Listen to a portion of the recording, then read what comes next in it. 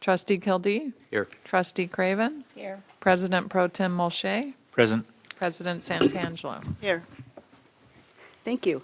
Mayor Kildee, would you lead us in the Pledge of Allegiance? Place your right hand over your heart. Ready, begin.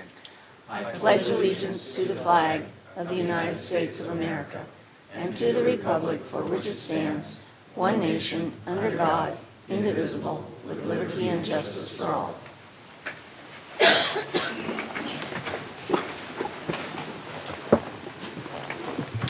Are there any amendments to the agenda? No amendments. I have a speaker card. Fazio Afsahi.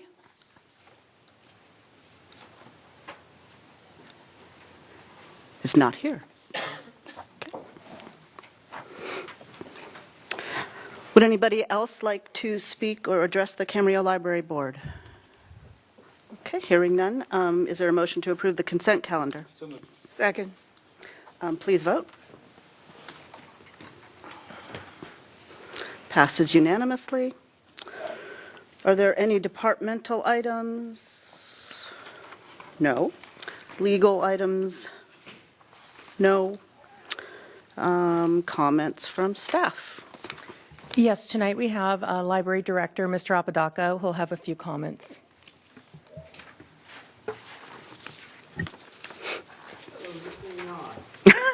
I'm sorry, let me take care of that. Last time it wasn't. There we go. Hello. Library Board, it's always fun to be here. Thank you for having me. I wanted to start by quickly saying thank you, First Five. Uh-oh. First Five had arranged for a very nice storytelling session, which Library Board was invited to come and read some stories, and I understand that you had a really good crowd, and we're excited to have you, and thank you for doing that. First Five has been a really strong partner, you know, pulling in local celebrities, as it were, and movers and shakers. And I think it really makes a lasting impact on the public, and when you see those little ones walk in for the story time, it reminds us what we're all, you know, all about here. So thank you for that, and then I wanted to thank you for your support for Camarillo Reads. You know, that had happened last month. I'd also like to thank the Friends of the Library.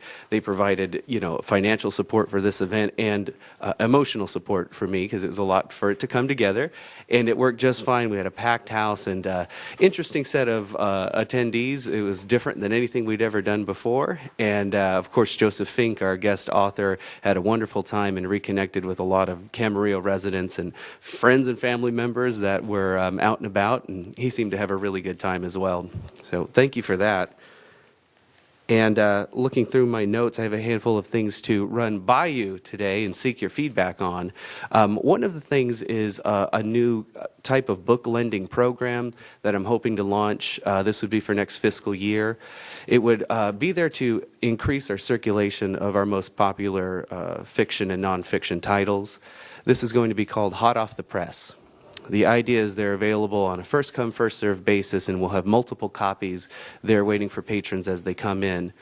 This will hopefully alleviate some of the waiting lines, the hold queue, that, of course, we get feedback from folks that their number, 10, 20, 30, 40 on some of these hold lists, and really they just want the latest and greatest book. And we're in the book business, so we hope to get that out to them. Anyway, more to come on that. Hoping to get something more of an informative flyer out into the packet for next month as we kind of cement some of the details of how this will work. So get it on your radar, hot off the press, and hope you're fond of the idea of doing something proactive to get our patrons who kindly wait in line, weeks sometimes to get their books, to get them something on time. And then I wanted to get your feedback on something. I have our newsletter in front of us. As the fiscal year rounds the corner, we had a chance to re-examine some of the things we're doing, and I'm not really sure the last time this got the feedback from the library board. The newsletter itself, we're exploring other options, bottom line, and we'd like your feedback on that. A couple of venues are out there. These are distribution channels. One of them is with the school district. they do not accept such a robust newsletter as it is. We would have to condense it and get it onto their agenda so that Pleasant Valley can distribute it to students and parents. In thinking of that, a lot of other groups are like that as well. Our Rec and Parks District, they kind of have requirements that require a simplified version. And then our email blast, which tends to be the most return on our newsletter distribution, meaning any surveys that we do of how did you hear about this, most folks either say they heard because they come to the library no matter what, or that they heard through an email blast, which goes out when you sign a library card, you give us your email account and we'll send it out. That being said, folks, I think, get a little lost in how many pages our newsletter has to offer. So this is the question, if there is a way to streamline it. But we wanted to get your feedback, see if you like the current setup. The format is almost a magazine style. The idea would be to flip this to more of a calendar view of events that hopefully parents can put on their fridge. And then also we would like to target a senior population to get into Leisure Village distribution and living facilities like that. We need to have almost a 1 or 2 page type newsletter. So in looking at it, if you had any feedback for me now, I'd be happy to hear it and we put it into play with our planning. I've got to ask the city attorney if we can do that. I was about to say, this comments that we've just been hearing have been during the comments from the library trustees, but it's not specifically on the agenda tonight as to the scope of your newsletter or its distribution. So my recommendation to you would be that if that's what you want, we could add it to your next agenda and you could discuss it at that time. Would that satisfy your That need? sounds good. Yeah, Okay. I think that would be nice. Thank you. And we'll also do that for another follow-up question that I had.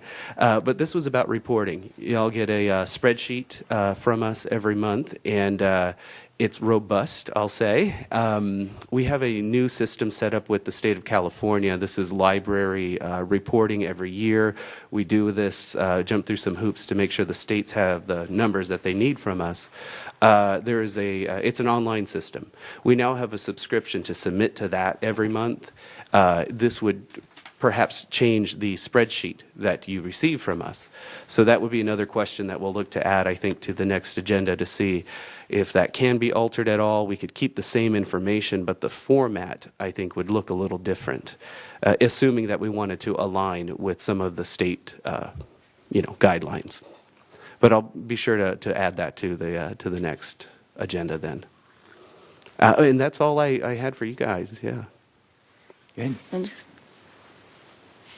who do I look to? Okay. Yeah, I just wanted to say that this is, I think, the 4th or 5th year that I've read, and I really enjoyed it, and I did read with the mayor, although he left before I read. I was sorry to have missed reading with Mr. Tremblay again this year, because that was fun. It probably would have been fun with the mayor, but he left. You didn't even stay for head, shoulders, knees, and toes? No, he didn't. Well, He had to get to work and open his store, I but it's always a understand, fun yes. experience. It really is. Absolutely. Thank you again. Yeah, we hear these numbers of the families that come, and so you had quite the crowd, I'm sure. Yeah. Well, thank you. I was going to do it on the trustees' time, but I'll say it here. It's kind of interesting. My wife and I are somewhat Jeopardy aficionados, and I don't know if a lot of people are up here following Jeopardy, but there's an individual that has won over $1,500,000. He's the second highest winner. I think he's up to 20 consecutive times that he has won.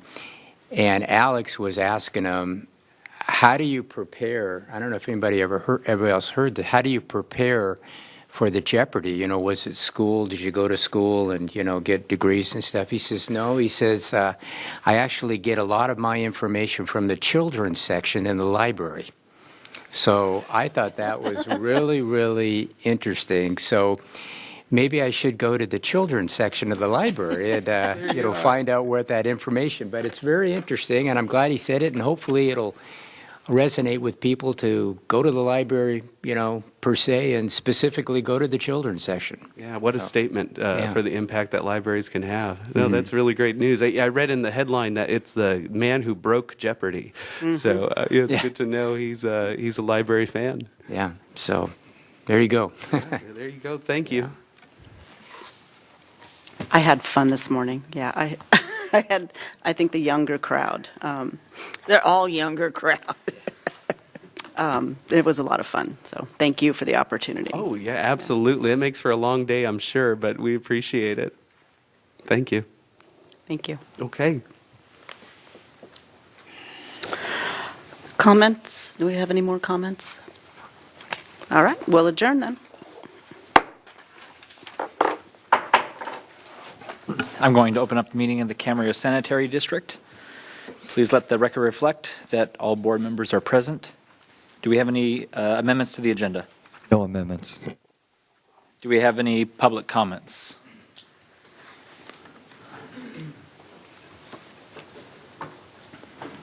No public comments. Does anyone want to speak before the Camarillo Sanitary District?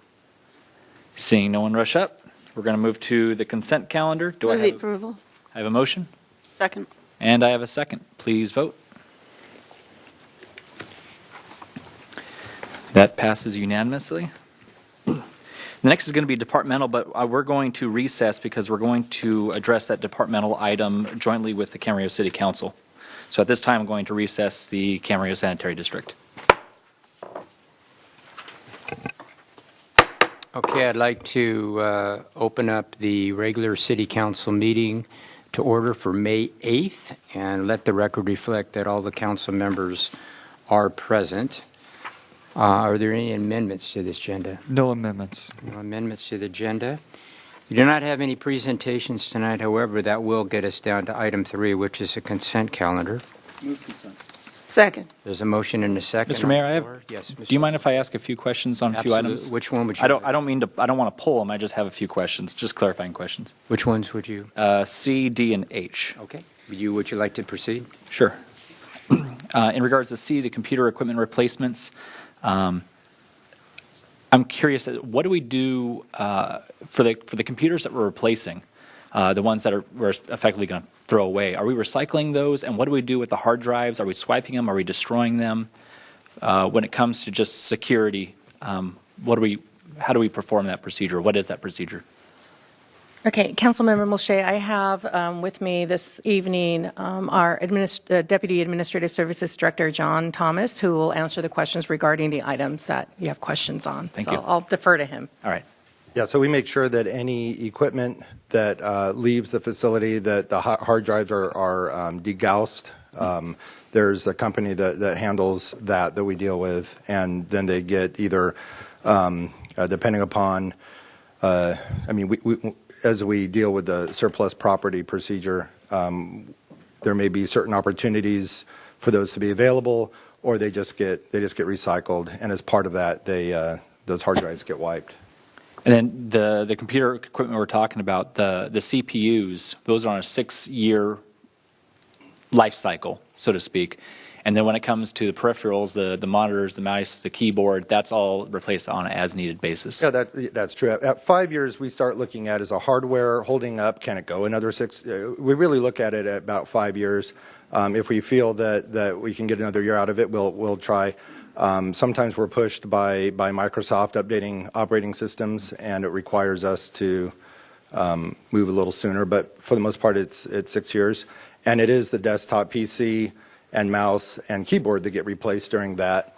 But during that cycle, there could be monitors that are replaced. People have different requirements or needs, so that we replace the monitors, and so we don't replace all the monitors.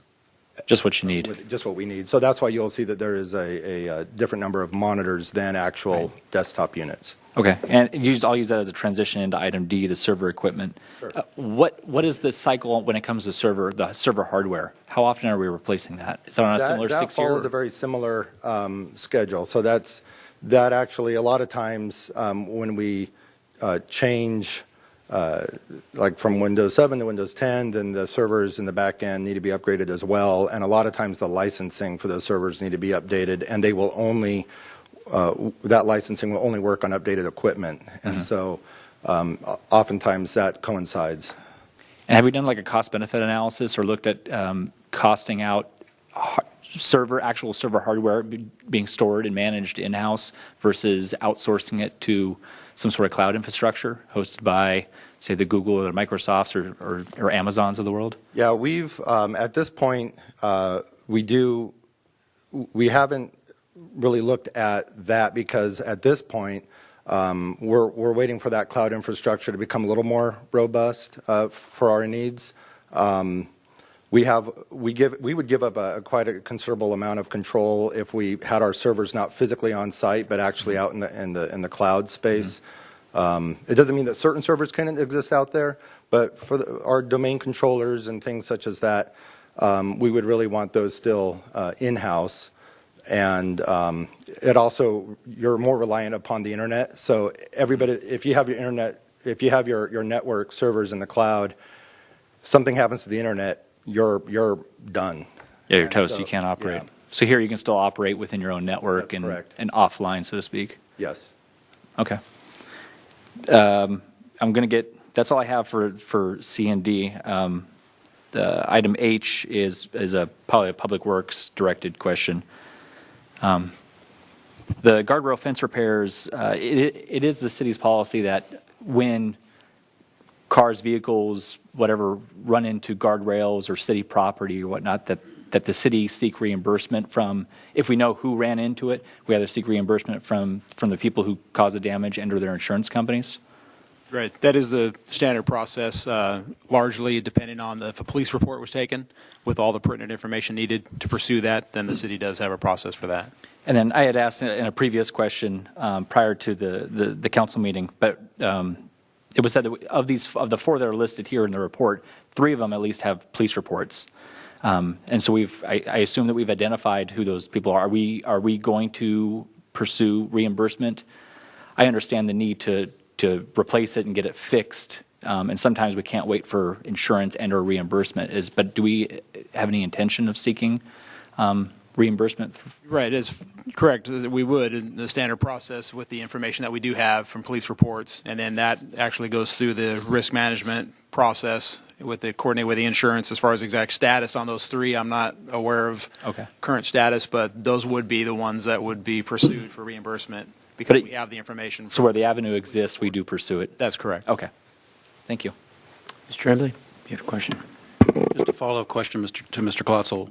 Dave, this location is not included in the staff report, but 2 to 3 weeks ago, there was a traffic collision on Upland between Wood Creek and Mission Oaks Boulevard on the south side, and a portion of that wall was taken out. Is that city property or is that private property? That wall is private property. The city is sidewalk up to the wall, and then with damage to that wall, it's the private property owner's responsibility. Okay, I was going to ask for, if it was the city's responsibility, assuming it was, then I was going to ask for an ETA on when that might be accomplished. But let me ask it this way. Is the city communicating with the property owner in terms of getting that wall repaired? I know there was communication, actually questions from the property owner to that exact question on who's going to take care of this, whose responsibility is it. And the unfortunately bad news for a property owner is that it's a private property matter to be handled through their insurance process. They'll handle it through the homeowners. As far as timing goes and what we can do to play a role in that, there's pretty much nothing the city can do in that as far as timing, and it's really the private property owner's responsibility and process to go through the insurance for that repair. Although presumably if it's there over a long period of time, the city would communicate with the property owner and say this really needs, from a safety standpoint, needs to be addressed. Right. If it got to the point where there's, undue delay and negligence or, on taking care of it, then yeah. All right. Thank you. Anything else? Okay, there is a motion and a second. Hearing no further discussion, please vote. That passes unanimously. Okay, that gets down to item 6 is Public Works, Southern California Edison work on Pleasant Valley Road, temporary road closure. Do we have a staff report on that? Yes, we do. Mayor, thank you. This item is to request authority for a temporary nighttime closure of Pleasant Valley Road just east of Las Posas Road for the purpose of Southern California Edison replacing 2 large transmission poles on the south side of Pleasant Valley Road. As shown on the screen is a view of the intersection looking east down Pleasant Valley Road, and at the intersection with Las Posas here, running from left to right is Las Posas. And this location of Pleasant Valley Road is a relatively narrow 2-lane road, little to no shoulders on either side of the paved area, soft ground, embankment, and ditches on either side represented a challenging area to perform work for the relocation or for the replacement of 2 poles, which are outlined in yellow on the screen. The first 2 immediately east of the intersection are required to be replaced by Southern California Edison. Very large. This is transmission, high power lines going down Pleasant Valley Road with the need to replace these poles. That effort is going to require a setup of a large crane, and the roadway is the only feasible place for that to occur, along with other support vehicles to perform the replacement.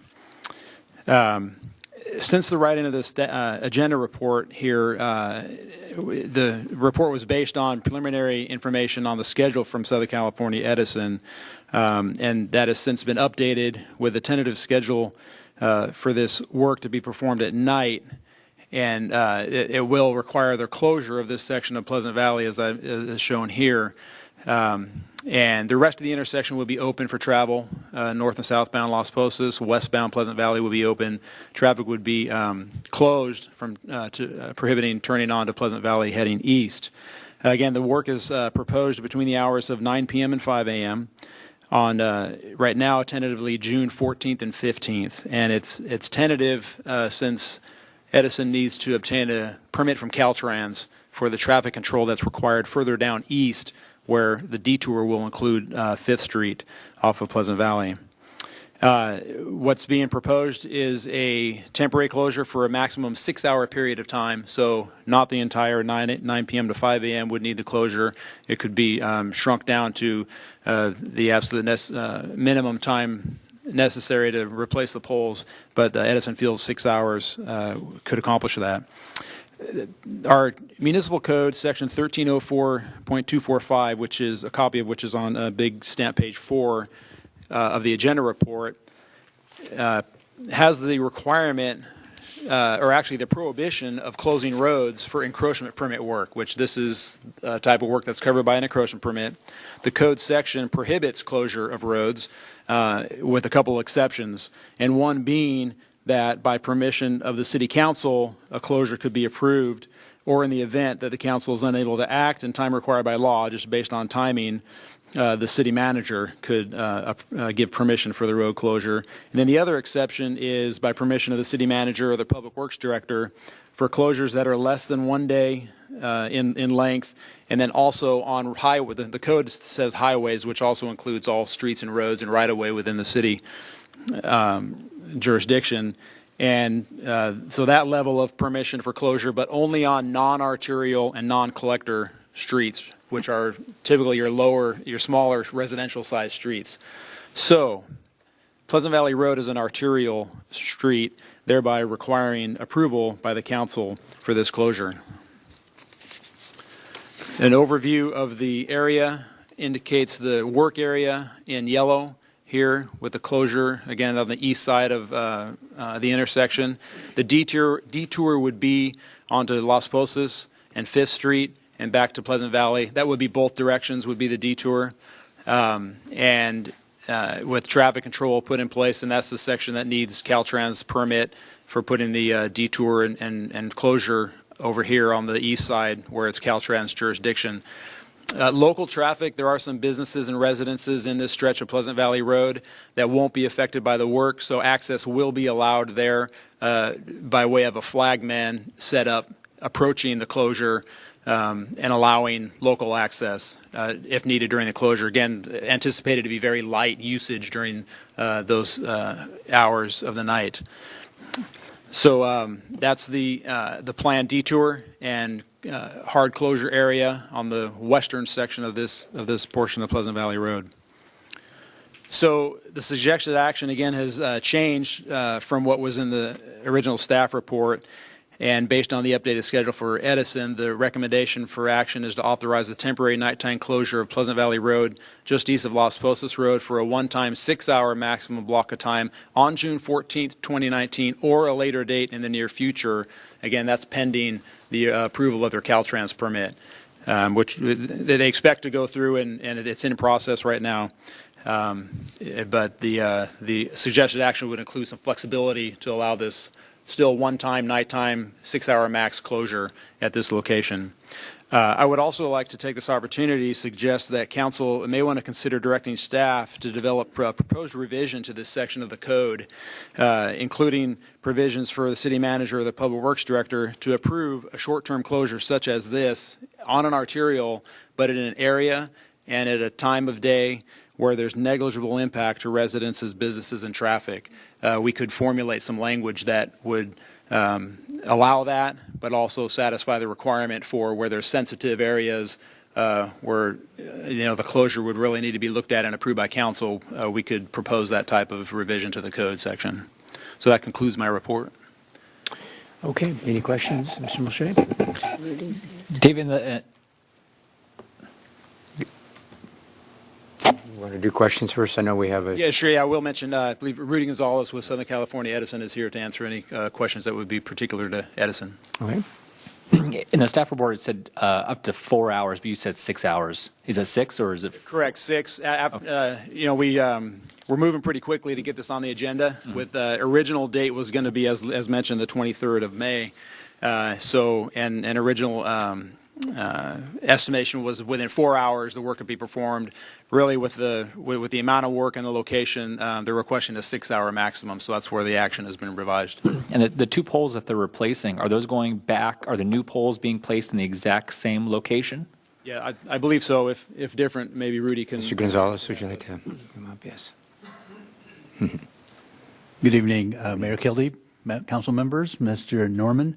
The poles would go either directly in the same hole or directly adjacent to the location of the existing poles. And just for full disclosure, the entire job is going to take about 11 hours, but the actual full closure, as Mr. Klotzel mentioned, would be for the hard 6 hours. So there'll be some minor traffic impacts before the 6-hour period and after the 6-hour period, but the hard closure will be for just that 6-hour period. Okay. Yeah. In a follow-up to that question, because I know that the city is looking at in the future potentially adding bike lanes to either side of Pleasant Valley. Would the position of those poles inhibit the city's ability to do that or make it more costly, or? I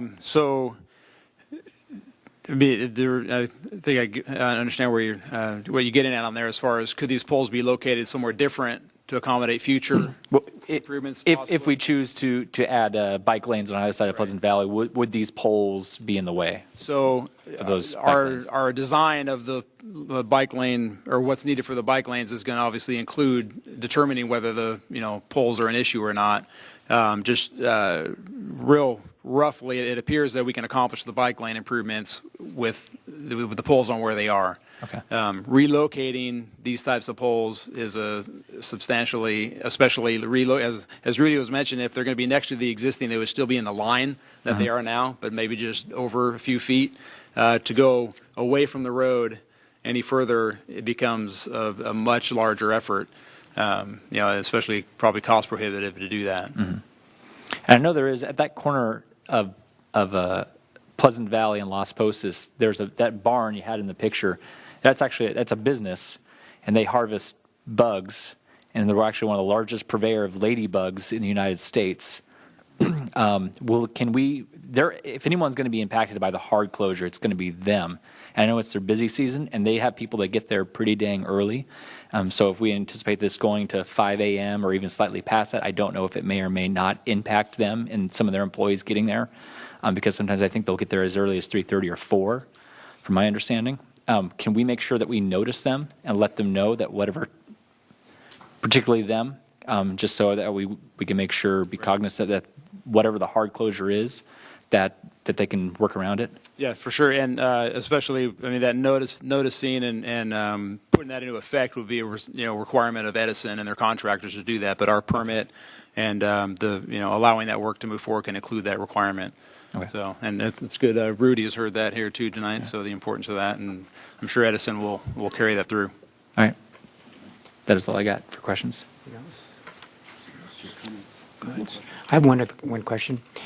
It's either for Dave or for Rudy. In the unlikely event, I know there's going to be a lot of prep work, but the unlikely event that this does take longer than 6 hours, is there a contingency for that?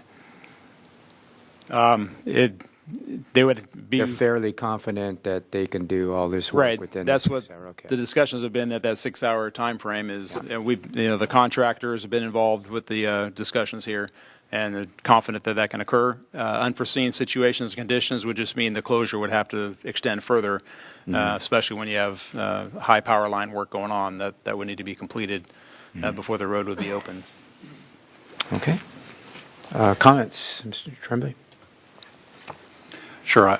Bottom line is, let's deal with two issues. Number one, I'm supportive of staff's recommendation with respect to this and moving forward. With respect to the second item, Mr. Klotzel, in terms of modifying the council's current ordinance on delegating authority for short-term closure, I appreciate that. I think I would prefer that be something that go to Streets and Transportation Committee of the council so that they can look at that in more depth and then come back at a later time on that. So sure, that would be my view. I'd like to hear what they have to say. Mm-hmm. Any other comments from anybody? Okay. Move the approval. I'll second. There's a motion and a second. Any further discussion? Hearing none, please vote. That passes unanimously. Mr. Mayor, in the interest of time, I would suggest the council hear item 9A, the Camarillo Chamber of Commerce Professional Services Agreement at this time.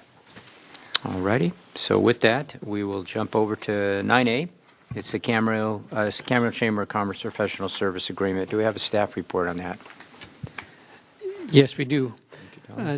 Thank you, Mayor, City Council. The matter before you is simply the extension of the existing Chamber of Commerce agreement. Simple on its face, but I think somewhat difficult in its execution. Last September, the City Council approved the Economic Development Strategic Plan and directed city staff to undertake the implementation activities highlighted in the plan. On January 23rd of this year, we brought the Chamber of Commerce agreement to you and requested that the agreement be modified to accommodate additional economic development activities for a 5-year term. At that time, you deferred consideration of the agreement and its scope of services, pending further discussion on the implementation of the Economic Development Strategic Plan, the potential of hiring an economic development manager, and a review of how the Chamber fits within the implementation plan. A discussion was held with the City Council regarding the Economic Development Strategic Plan and the position of the Economic Development Manager. At this stage, further in your agenda, you'll see that position is discussed as well as the job description, and if approved, recruiting for the position will begin shortly with the aim of having someone in place as close to July 1st of this year as possible. What we now need to do, however, is to review the role of the Chamber, and from my perspective, we need to include the Economic Development Manager in that discussion. Given the lag time necessary to fill the position, it's necessary for the functions currently performed by the Chamber of Commerce to continue. It's suggested that the current Chamber contract be extended for 1 year without any revisions to the scope of services. However, it is expected that the Economic Development Manager will review the agreement after having gained a better understanding of the plan implementation and after discussions with the Chamber on their role. And we would then return to City Council at that time with recommended changes to the agreement. I'd be happy to answer any questions. Any questions questions? We got hands down there. Okay. Hang on, we've got, you want to do your questions before I do the Yeah. comment cards, Tony? Why don't we, I can ask questions later if you What- want a comment card. okay, let's, do Did Sean have questions? you have questions too, Sean? Do you want to wait till after we hear? Okay. I have, Gary Cushing? Again, let me make sure the microphone, yes, it is on. Okay. Good evening, Mayor Kildee and council members. My name is Gary Cushing. I'm CEO of the Camarillo Chamber of Commerce, and I'd like to give you kind of a project overview and activities that the Chamber has done over the last couple of years. The Chamber is paid to be the visitor center and sent out relocation packages to people that inquire about moving to Camarillo. The Camarillo Hotel and Tourism Association does not provide information on relocation packets. The focus of CHTA is to get heads and beds for the hotels in Camarillo. The Camarillo Chamber did the work to get the CHT started along with the city and put up the $30,000 startup money. The results of our efforts have netted the city of Camarillo in 2016, 2017, and 2018 over $670,000 increase in the TOT over the base year of 2015. Next, we provide maps at no cost to the public, information lists of all the businesses in Camarillo, not just chamber members. We participate with the city and help schedule business visits. The last visitation with Artisan Vehicles, we learned at the time that they were possibly going to relocate out of Camarillo. So we are actively helping them find a place to stay in Camarillo. We actively assist businesses that are trying to locate in Camarillo or expand in Camarillo when they have difficulty in navigating City Hall. And some examples of that is Integrity Bio, Camarillo Plaza, CBC Credit Union, Flatfish Brewery, say that 5 times, Dunkin' Donuts, Oakmont, and Montessori School, just to name a few. We originally got the trolley started with the city, and in the last 2 years, we've raised over $40,000 which goes to the city, and we also print the trolley guides at no cost to the city. We provide informational and educational workshops and currently offering a leadership course by a certified John Maxwell coach. There is no cost except the cost of the book, which we resell at cost. Today we presented an online webinar from Google at no cost. 4 years ago, we started up the Ventura County Startup Weekend, trying to grow businesses locally, provide mentoring opportunities that these startups would never receive otherwise without the chamber involvement. We provide a co-working space, and no chamber members are part of that co-working space. We provide that for free. We do the Christmas tree lighting every year with the Parks and Rec and Old Town Association, promoting Shop Old Town, which chamber members and non-members. And we provide information and answers to all questions about Camarillo Chamber members and non-member chambers from phone calls and walk-ins. And lastly, we also put out the Educator of the Month, and we honor 6 educators every year. These are just a snapshot of things that we do that are for the entire city and just not for chamber members. Thank you. Barbara Williams.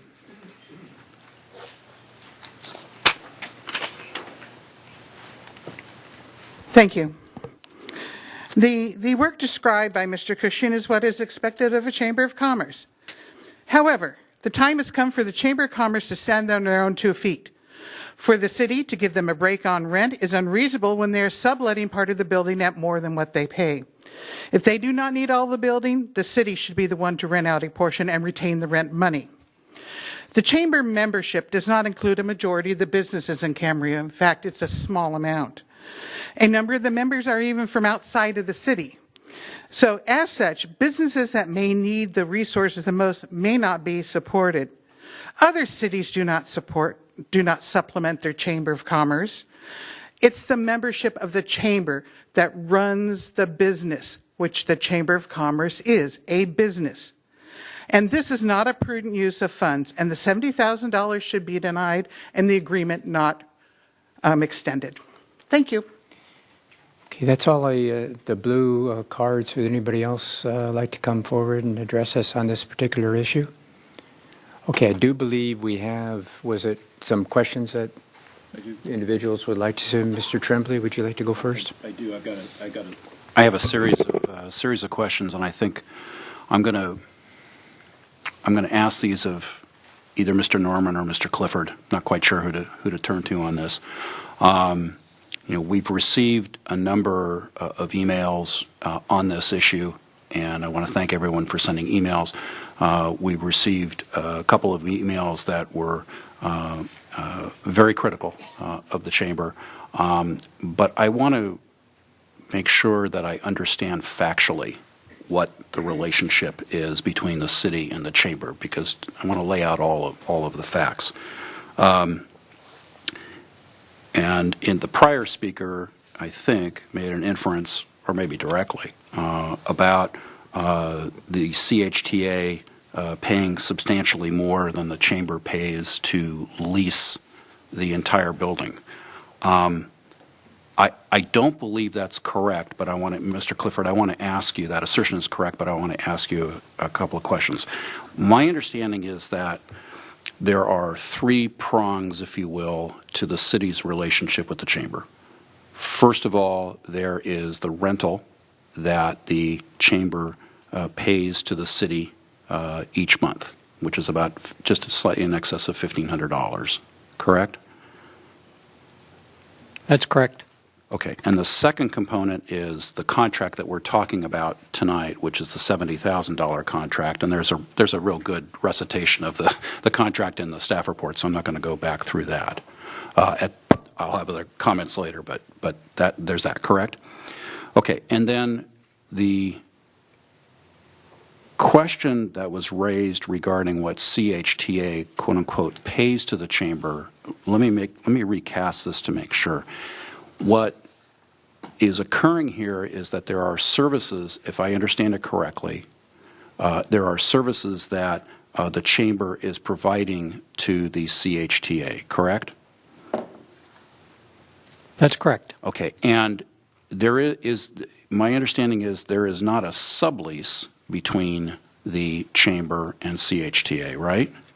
Correct. And is it also the case that the amount of revenues that are derived by the chamber are pursuant to the management district plan for the Camarillo Tourism Marketing District, right? Yes, that's correct. And that's according to this document, it's 5%. 5% per year, which in the document I'm looking at for 2014 to 2019 is $22,000. Correct. Okay.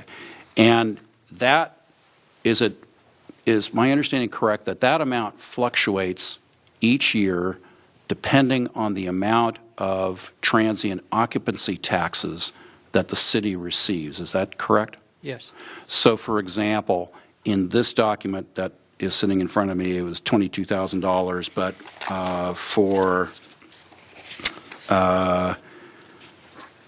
in 2017, 2018, it was just over $28,000. Correct. And it's projected to be less than that, actually, for 2018-19. It's projected to be, I think, $26,600, right? Yes. And again, that varies on the TOT from year to year to year. Okay. Now, am I also correct in thinking that there are certain services that the chamber renders to CHTA as a result of funds received from the marketing district? Yes, absolutely. When you're Can looking you describe, and I'm looking at them in the plan, but I would prefer that you actually describe them to make sure that I understand them. Right, just briefly, what they cover are the payroll services, human resources services, staff coverage when the staff from the association are not available, phones, internet, office supplies, access to copiers, access to equipment. So payroll services, and listed in the plan, it looks like payroll accounting services is included in here as well. I may have missed that, sorry. Okay. And providing assistance in preparation of the annual report, other services in terms of the marketing program, et cetera, right? Yes. Okay. So my understanding then of those three prongs of the city or the chamber's relationship vis-a-vis the city, I'm understanding those correctly, right? Yes.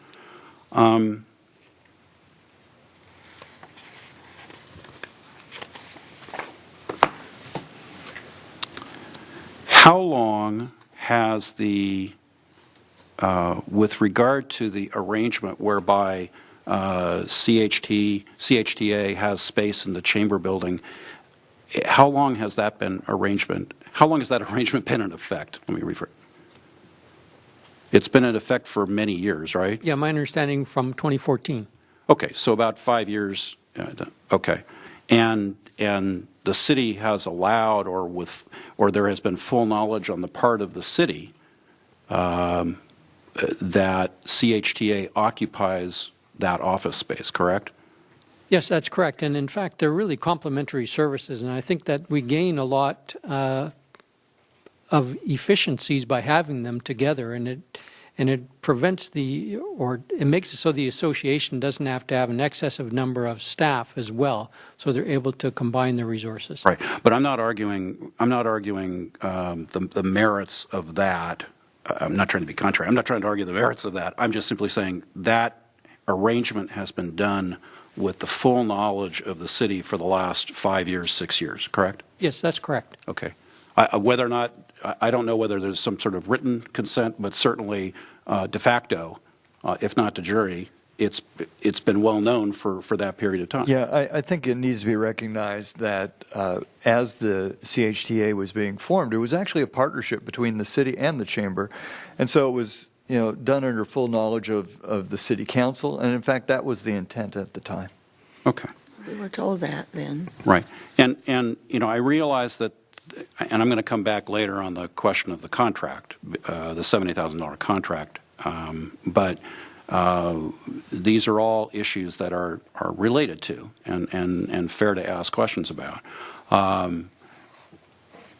With regard to the monthly rental that the chamber pays to the city for use of the Dizdar building office space, would you characterize that as a reasonable rent given the area in which it's located and given your, I guess, discussions with local parties?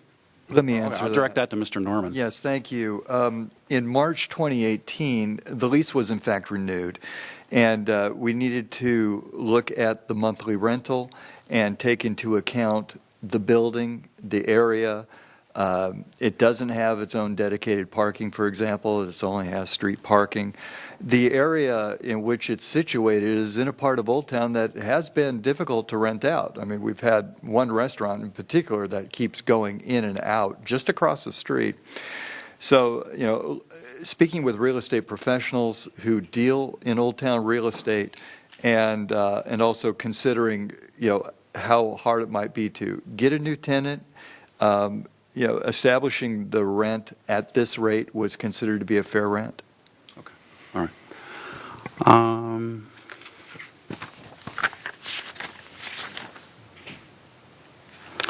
Okay, that's it for my questions to staff, Mr. Mayor. I will have comments later vis-a-vis the contract itself. Any other questions of staff at this time? Sean, did you have a question? Yeah, I do have a question of staff.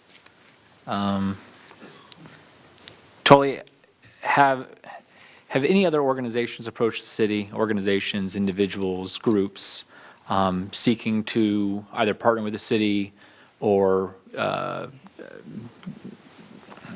assist in furthering some sort of economic development, whatever, any kind of services that might enhance or complement or even replace certain services the chamber is currently doing right now? No, there have not been. Mind you, there are several services that are available regionally and that we partake of, but they have a regional focus and they will not really bear down and make Camarillo their sole focus. They want to remain regional. And so from a Camarillo-centric perspective, the Chamber of Commerce has been our go-to organization. There are several consultants out there who are willing to undertake economic development activities, but again, they rely quite a bit on either regional or national information, and they sort of cookie-cutter their programs and may not be quite as directed or as effective as we would like to see. Given the economic development strategy that the city recently formed and published, have we identified particular groups that might be effective in helping us execute such a plan? I think in addition to the chamber? Yes, we certainly have. I think when we've looked at several of them, when we come to for example, employee development, there's very specific organizations that can handle that we will work with. When it comes to funding businesses, there's ones that are regional that we will deal with. So we have some organizations that are very specific in their roles, and we will deal directly with them. So when we're looking more generally on the business development, the economic development side. We need a sort of an inside organization to assist us with that, an organization that typically people are aware of, that they can go to for questions. And the Chamber tends to be that type of an organization. They may not have all of the answers, but they typically know who to refer it to. And some businesses, their first call that we'll make will be either to the Chamber or to the city. And so we like to have both of our organizations involved.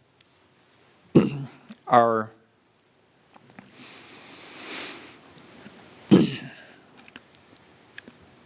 trying to get. I had some individuals reach out to me, and they represent an organization. They've been doing a lot of work up in like Westlake Village, Agora Hills, Thousand Oaks. They're called 805 Startups, and I've kind of become a little bit familiar with them. They had told me that they had reached out and had several meetings with city staff, and that they had been trying to help facilitate what they call a startup ecosystem. They have a regional focus, but they really wanted to pay a little bit more attention to. They saw opportunities in Camarillo, along with, say, Westlake Village. I know they have partnerships with CLU and Hub 101. I've been lately following a lot of their work, and it's been actually rather tremendous. The amount of excitement and community that they're building around kind of this startup culture. Have they reached out to us, and have we kind of done an analysis as to that organization and any kind of offerings and services that they can provide us? Yeah, we certainly heard from them. We've had discussions with them. We're looking at developing that component, but I think at this stage we need the economic development manager in place to really solidify that relationship. And they have a very specific focus on on technology startups, and so they don't offer the broad services. So certainly we will get involved with them on the ecosystem aspects relating to the technical startups. Mm-hmm. And we're hoping what we can do from that stage is then leverage that information and move it even further, whether it's biotechnology or the healthcare sector or other sectors. But we need somebody in place to really start pulling all of that together, because at this stage our efforts are really quite fragmented, and the more fragmented we get, the less effective and efficient we are. Do you think there's benefit? It's more of a personal question. I don't know if the city necessarily has a position on it or not. I would think that we do, when you consider the economic development strategy we've published. But is there not a benefit to broader regional collaboration amongst organizations and groups, as opposed to quote unquote kind of going it alone, and doing something that is so intensely just Camarillo focused? In that we have to recognize that sometimes the resources a lot of resources technically fall outside of the limits of our city, and that by pulling in a lot of different resources from different parts of our county and our region, it may come to bear and bear fruit for a lot of businesses that ultimately want to locate here. Oh, without a doubt. I think that we have to work on a regional basis. We will not be successful if we only act alone, but what we have to do is have a really good understanding of what we have, what we need, what the appropriate strategies are, how the various city council policies and our general plan impact those. And so we really have to have a better understanding of our internal workings. But at the same time, as we're gaining that, we also have to continue to nurture and grow our existing businesses. And so we have a bunch of responsibilities, and quite frankly, it feels, like I say, fragmented at times, so we need to pull all of that together. But we have to rely on those regional resources, and they are all willing to participate to the degree possible given their mandates. And then last one question of staff. When it comes to the services agreement, I did some of my own research and tried to find comparables or whatnot.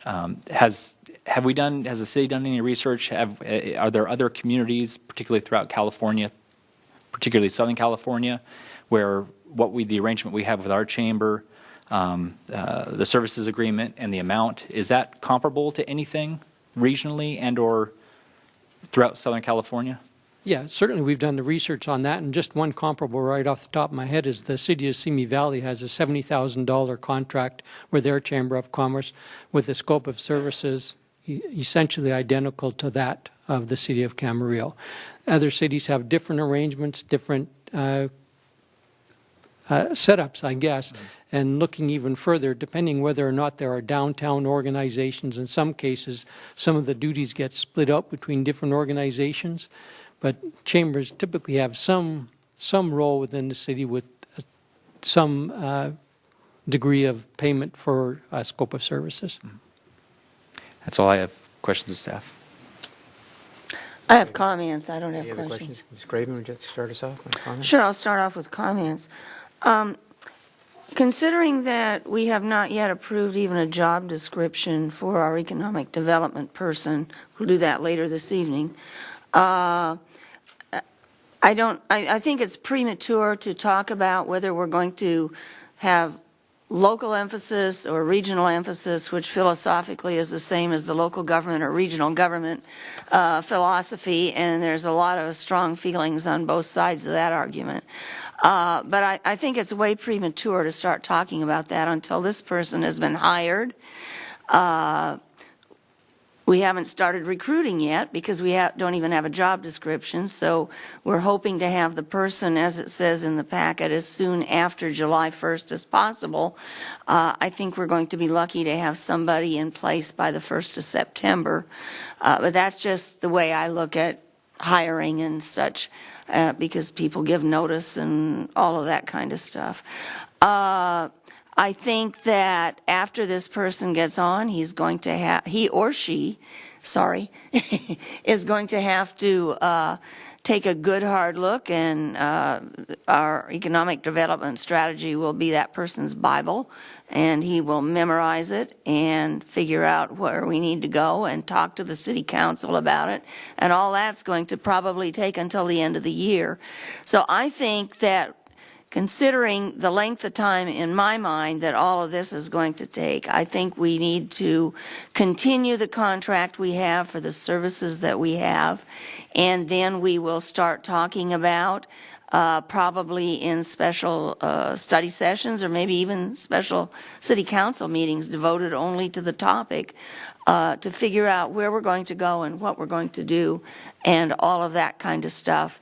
And just since the topic did come up, I think there is a place for people who look regionally, but I also think there is a very necessary place for some organization that is looking at Camarillo locally and what we can do just for Camarillo, because there are two sides to everything, and they need to work hand in hand for us. But that's a discussion for a future meeting. Any other comments, Ms. Santangelo? I tend to agree with everything Mrs. Craven said.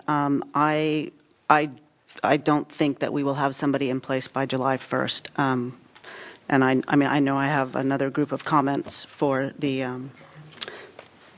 job description. So, and I also agree that it's going to take some time to get on board and to learn our economic development plan, and to create a strategy, and then that's going to have us sit down and look at what we're doing with the chamber. So I think it's completely reasonable to extend the contract. You know, there's been a lot of comments out in the community and emails that we've received, and I'm grateful that Mr. Tremblay helped to clear up some of the myths and stories that get made up when people don't know the truth. So I'm really glad we've clarified that relationship with CHTA. I also just, you know, there's this claim that the contract we have with the chamber is very vague. I don't find it vague at all. There's it's the scope of services is laid out very clearly and detailed. In my short time being on the council and being at ribbon cuttings and talking to business owners that I hadn't had the chance to speak to before, I hear very complimentary things about the chamber and how helpful they are and how supportive they are. And I see at the ribbon cuttings members of the board that show up to support the new business owners, and I find that invaluable to our community. I know that we're going to have to redefine our relationship with the chamber once we hire our economic development coordinator, can't remember the name, a person. And we will do that, and I hope that we will do that in partnership with the chamber and with the best interests of the city and the chamber and the new position. So those are my comments. Any comments? Mr. Tremblay? No, as you can guess, I've got a few, probably more than a few. So full disclosure, I was the chair of the Chamber of Commerce Board almost 20 years ago. Hard to believe that time goes by that fast. But with no current affiliation other than to go to ribbon cuttings and et cetera. The emails that we received, I want to respond to a little bit because in essence, what they're saying, and what one speaker said here, is that the city should not renew the contract. And the flip side of that is what they really mean is that their view is that the city should terminate the contract with the chamber immediately. I mean, that's what we're talking about. I mean, that's what the assertion is.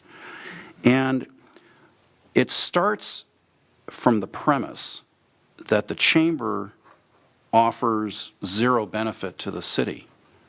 And I just don't agree with that. I disagree with the premise. I think it's part of a slash and burn mentality. Having a well-functioning chamber does bring benefits to the city, and specifically to the city of Camarillo. In my view, and this is generally speaking, it's not on the contract language, I see the chamber as serving as a focal point for business, and we've received email. We received an email on that from local business thanking the chamber for their work as a focal point for business and city communications. Secondly, for the promotion of business in the city and promotion of the city as well. And thirdly, and one that is dear to my heart, is the chamber's work with Cal State University Channel Islands, which I think they've done a very good job in, and they've kept that going. The chamber functions, in my view, as kind of a central point of contact. If you don't have a functioning, working chamber of commerce, you have a vacuum. And I really appreciate the question that you asked, Sean, about relative to, have other groups come in and ask to take over some of these functions. And I know, in large part, we have another agenda item, in fact, the next one, relative to our economic development manager. And I have a number of comments and things that I'd like to see in the job description as well, or added to the job description. And I think it's reasonable to allow some time for that economic development manager to evaluate the chamber's services. And I think, be very pragmatic about it, the economic development manager is going to take over a number of services that the chamber has offered in the past. I think that's logical. There's been an assertion that the chamber should be entirely self-sustaining on membership fees. That's not exactly how it's been asserted to us, but that's in essence what the assertion is, or at least largely self-sustaining on membership fees. I agree with that to an extent. I think that's a fair point, but I also think it's overly simplistic, because if the person making the assertion is trying to argue that the chamber can't offer its services for contract with either the city or a third party and receive funds for that work, then that just strikes me as wrong. It's like saying they can't operate like you would have a business operate. Well, I expect a chamber to operate in a business-like way. I do think that the contract is somewhat vague in parts, in terms of its scope of services. I mean, I look at it, we don't disagree strongly, but I do think there are some areas that I would, personally, I would work on, and it's relative to the specificity of the services. And no disrespect, that's probably comes from, my own occupational background and wanting to be more specific in defining the services. And I also agree with the folks who we've received emails from that the city should receive value for the chamber services. I mean, that's just logical because there should be an arm's length relationship, but also there's obviously a relationship that for many years, and legitimately so, is based on respect for one another, based on the fact that the chamber has done good work for the city, and the city has done good work. It's been a symbiotic relationship in many ways. The question is, logically, what's the level of services that the chamber provides to the city and whether they're adequately characterized and whether they're adequately specified in a contract? And to me right now, it's a little bit difficult when I look at the scope of services to parse through that. Notice we're just not quite on the same wavelength on that one, Ms. Santangelo. I think it's somewhat difficult to parse the specificity of the services, and more to the point, I think their value in dollars relative to the contract. I think that, and that's kind of a challenge. So we're spending public monies. We need to spend them prudently. We need to be fiscally conservative, in my view. But we also need to give our new economic development manager time to evaluate and to have him or her come into their position and really look at this contract and look at the entire relationship between the city and the chamber and decide what to do. Now, there's in the contract itself, there's a termination clause. The city can terminate the contract at any time. The chamber, I think, can terminate the contract on 30 days' notice. But anyway, bottom line is there is an escape hatch for both. Sorry to use that term, but that's in essence it is. I mean, there's a termination clause for both parties. I'm willing to vote because we really have to give the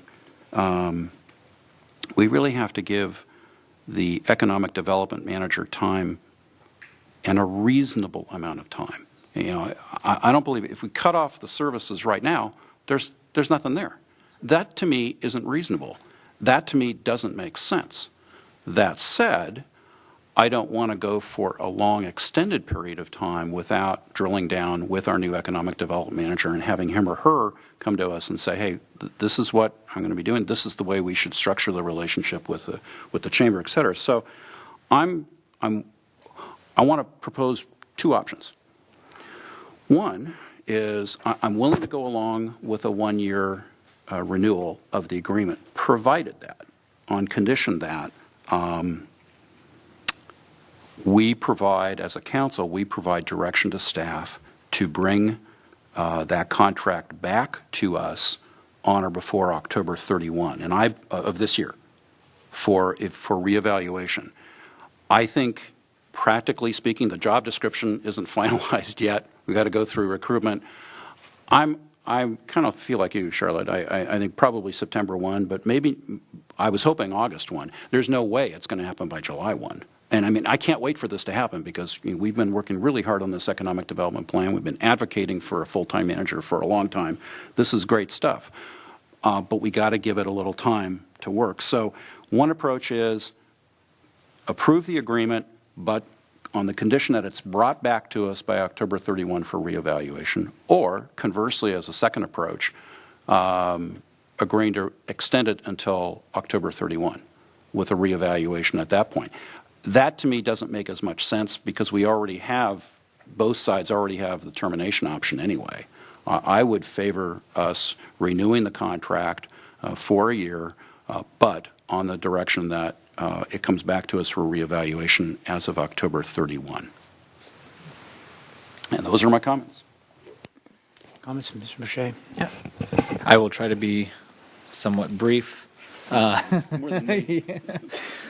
So, full disclosure, I've been a chamber member in every single business I've been involved in every business I've started.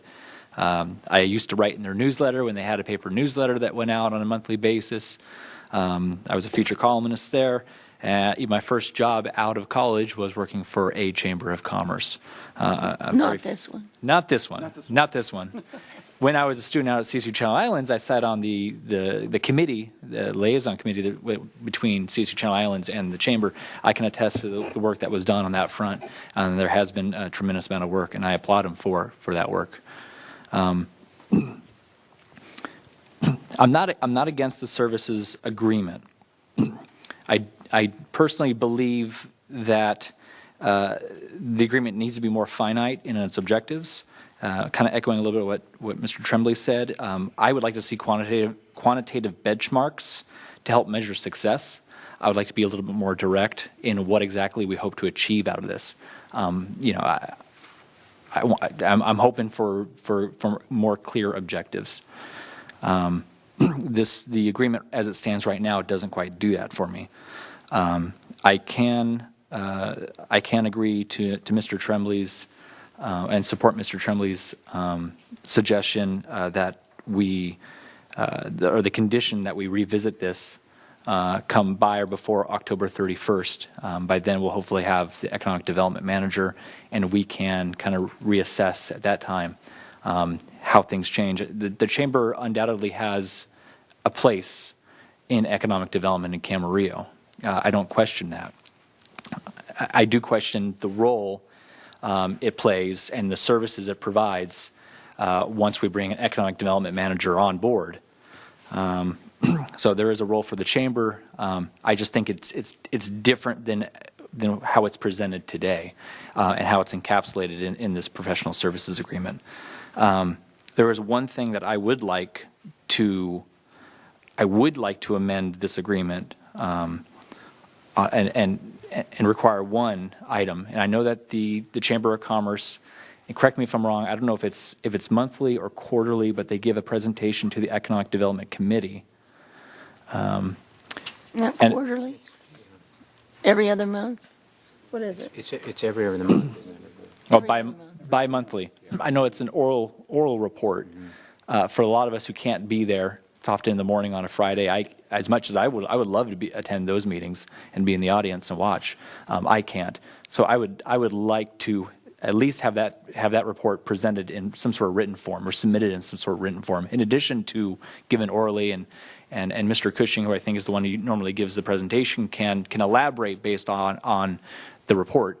But I would like that report submitted physically, something in writing. And I think when I talk about quantitative objectives, or something that we can quantify as to what the chamber is doing, that is one way of doing it. Because the oral report is usually not reflected in the minutes, at least not that I can clearly see. So if we can put something in writing, then I think it's all the more beneficial and it's all the more quantifiable.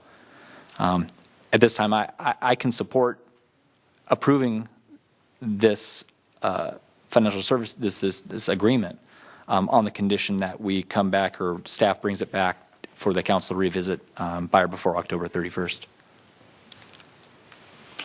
All right, I'll make my comments brief. I think I'm one of the longest, if not the longest, Chamber of Commerce member in the city. I don't know of any city that has a strong economy and a strong job base without a strong Chamber of Commerce. I don't know of any other city that has that. I'm not aware of that. I will say this, that I've had several people approach me over the years and ask about starting a business or expanding a business in Camarillo, and the first thing I do is tell them to go to the Chamber of Commerce. Recently, I had an individual that approached me that has an extremely successful business in the city of Camarillo and wants to expand it. And the first thing I did is have him get in touch with the Chamber of Commerce, and they've been in dialogue with that.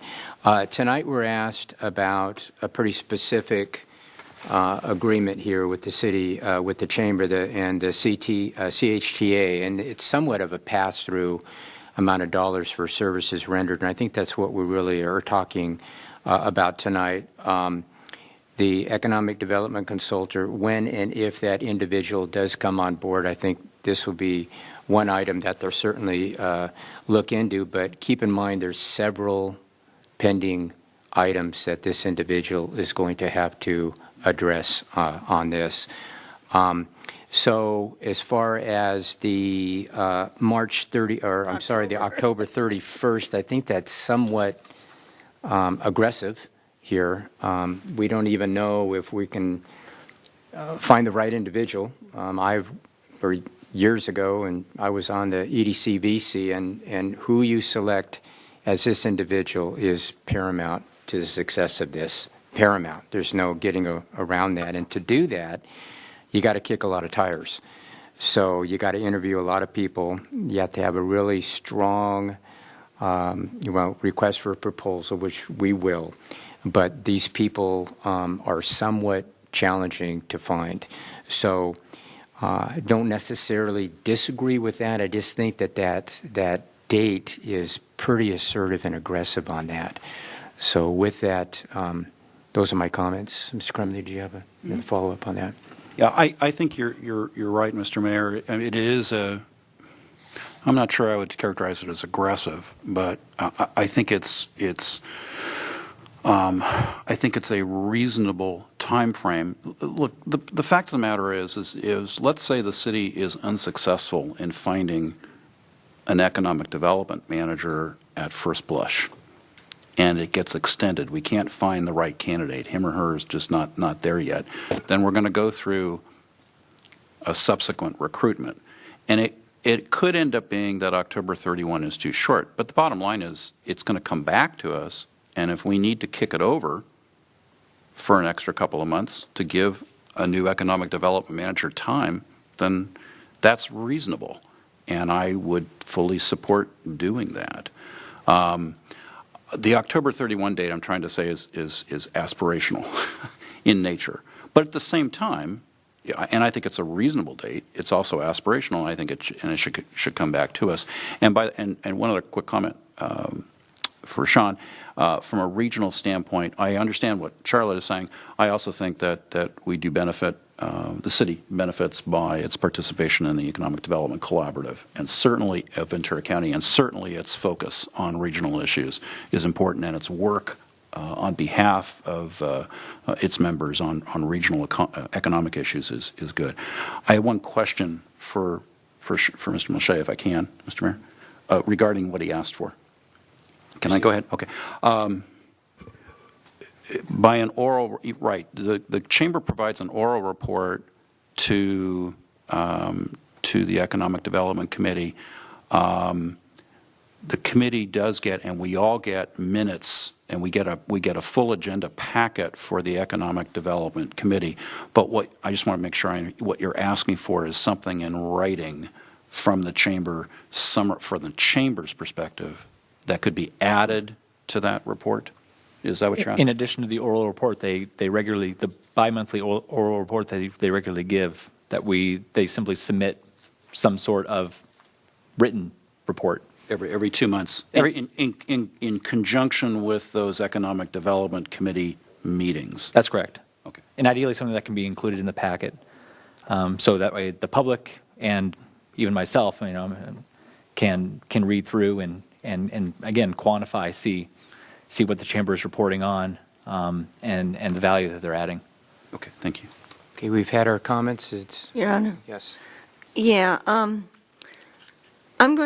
prepared to make a motion, and I'm not sure how to add Mr. Mulchay's proposal, but I'll try. I wrote down some language too. To add the language.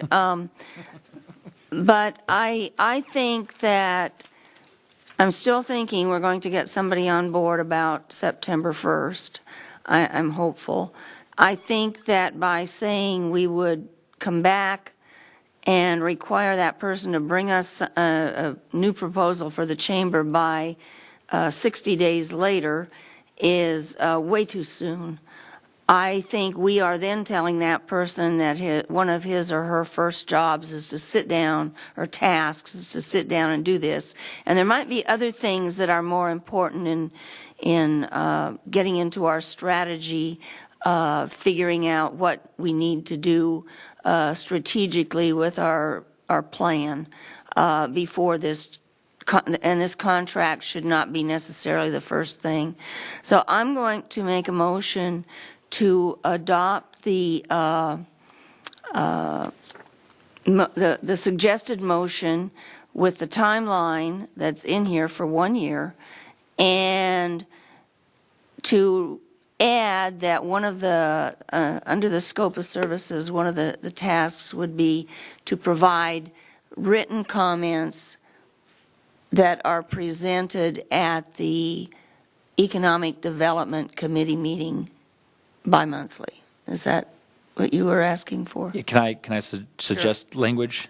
Sure. That the Chamber CEO or designated representative submit a oral and written report to the Economic Development Committee on a bi-monthly basis. Or at its bi-monthly meetings? If it's delayed, Well, then, it meets monthly. no, it doesn't meet monthly. Oh, it doesn't meet? Bi-monthly. It does meet. But sometimes it's delayed was my point, so at its meeting, Sure. at the committee's meeting. Okay. So I'll strike bi-monthly and at the Economic Development Committee meeting. Yeah, I think that would be, as far as that language goes. Okay. Anyway, that's my motion. There's a motion. Is there a second to that? I'll second. There's a motion and a second. So I have a Is there any question. further discussion, Mr. Tremblay? Yes, sir. So not included in that motion is any sort of timeline at all Well, it's by a which- one-year contract. No, it's a so one-year contract, That's a but timeline. there's no language in it, in your motion to bring back that contract for a reevaluation prior to June 30 of 2020. Well, it could be brought back at any time because of the escape clause. Well, what I'm asking for, though, was an affirmative direction by council to staff to bring it back so we would have it on our agenda in a particular time frame. That's why I'm making the question, I'm asking the question of you. My motion didn't include that. I do have one comment, and I would advocate for the inclusion, the amendment of the motion and inclusion of the October 31st. I see the benefits as twofold. One, it gives us an opportunity to have that discussion. We don't necessarily need to take any action, but we can at least have the discussion with the economic development manager there, with the Chamber of Commerce here, and if the scope of services for this agreement were to change and the financial arrangement attached to that were to change, I think it would be beneficial for the Chamber of Commerce to know that if there's going to be, let's say, a swing in a non-preferable direction for them, that they're at least given some sort of heads up, or they can at least be included in the conversation then. If maybe at the end of this one-year arrangement, we do intend to revise it or delete it or whatever might come of it.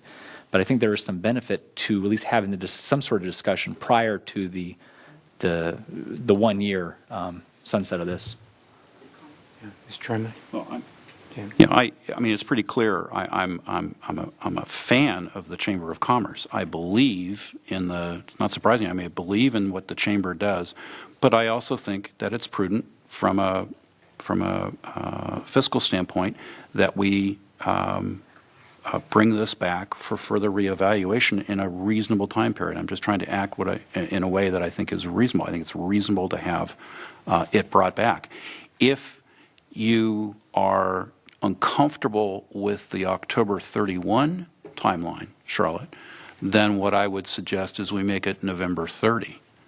I don't want to have it go past that because, look, the timeline is such that both parties have the right to terminate the agreement, and if we don't have an economic development manager by the end of the third quarter of this calendar year, then I know it's going to have to be kicked out. I just want to make sure that there's a role. Sean is right. I mean, there is a role for the Chamber going forward, and I believe in that strongly. But we also have to be mindful of, what's the right thing to do. So I'm willing to go to November 30 if you're willing to add that to your motion. I don't know how Sean feels about that, but that's my comment. Susan, yes. I would suggest that we make the date something like 90 days after hiring of the economic development manager. That way, that person has some time. Coming on board? Coming on board. There's two different dates. Correct. So coming on board. so that there is a time period where they're acclimated. I don't want to see this person, I think it would be a waste of time if we had this discussion and they've been in the role for 2 weeks. You know, that's not going to get us anywhere. Go ahead, proceed. I think that's a constructive suggestion, and I could support that. It gives them a good amount of time, a reasonable amount of time to make that evaluation. So I'm okay with that rather than a very specific date. But How about amending the motion to 90 days after the person not is hired, but starts work? There's sometimes a difference. I think that's agreeable to that. I think that's reasonable, and I think it's relative. It keeps things relative. I just felt that October 31st was a very arbitrary date that might not work. I like Susan's suggestion. Okay. Okay, there's a motion on the table. Is there any further discussion? Hearing none, please vote. That passes 5-0. We do have 2 study sessions. We do have some closed session. Do we need to announce a closed session at this time, Counselor? Yes, we do. We have a conference with real property negotiator. The authority's Government Code Section 54956.8. The property is the former stock building supply property at 2800 Berry Street. The agency negotiators and negotiating parties are listed in the agenda.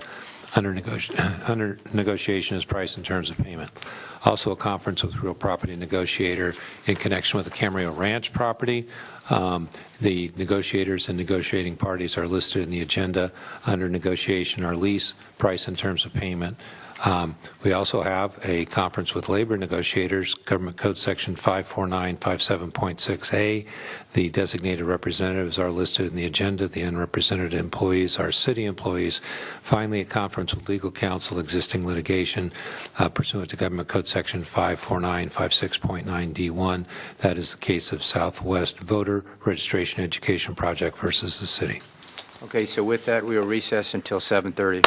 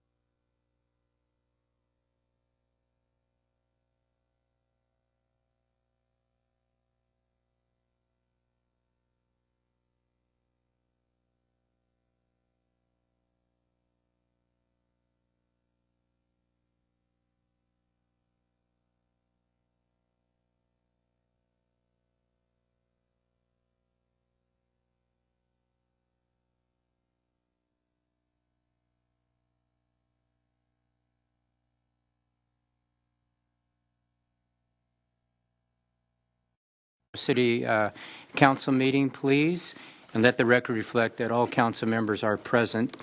I will ask Mrs. Craven if you please lead us in this flag salute, if you would. Please rise, place your hand over your heart, and join me in the pledge to the flag.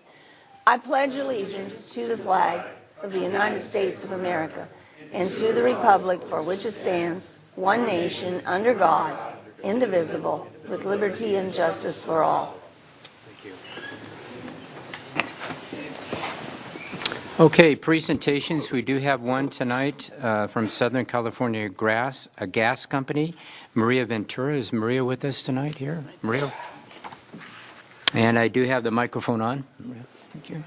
Good afternoon, or I should say good evening. Again, my name is Maria Ventura. I'm the Public Affairs Manager representing SoCalGas here in Ventura County. Thank you, Mayor Kildee, council members, city manager, city staff, and El Camarillo community members for this opportunity to speak before you. Today I'm going to provide information about what is natural gas's role in a renewable future and what does that look like.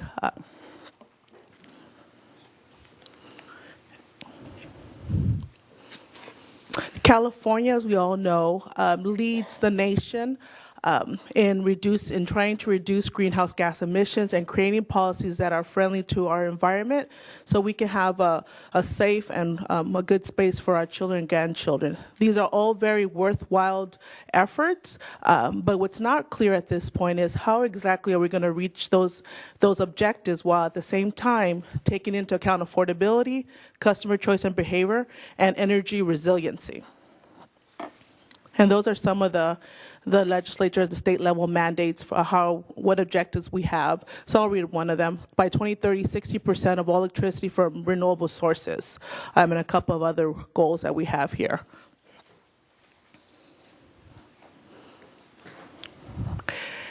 There are multiple approaches that we can take. Some would argue that we should electrify all end uses. And what I mean by that is all vehicles, whether they're heavy-duty trucks, passenger vehicles, the energy that you need inside your home to heat your home, and any energy source we could think of should be all electric.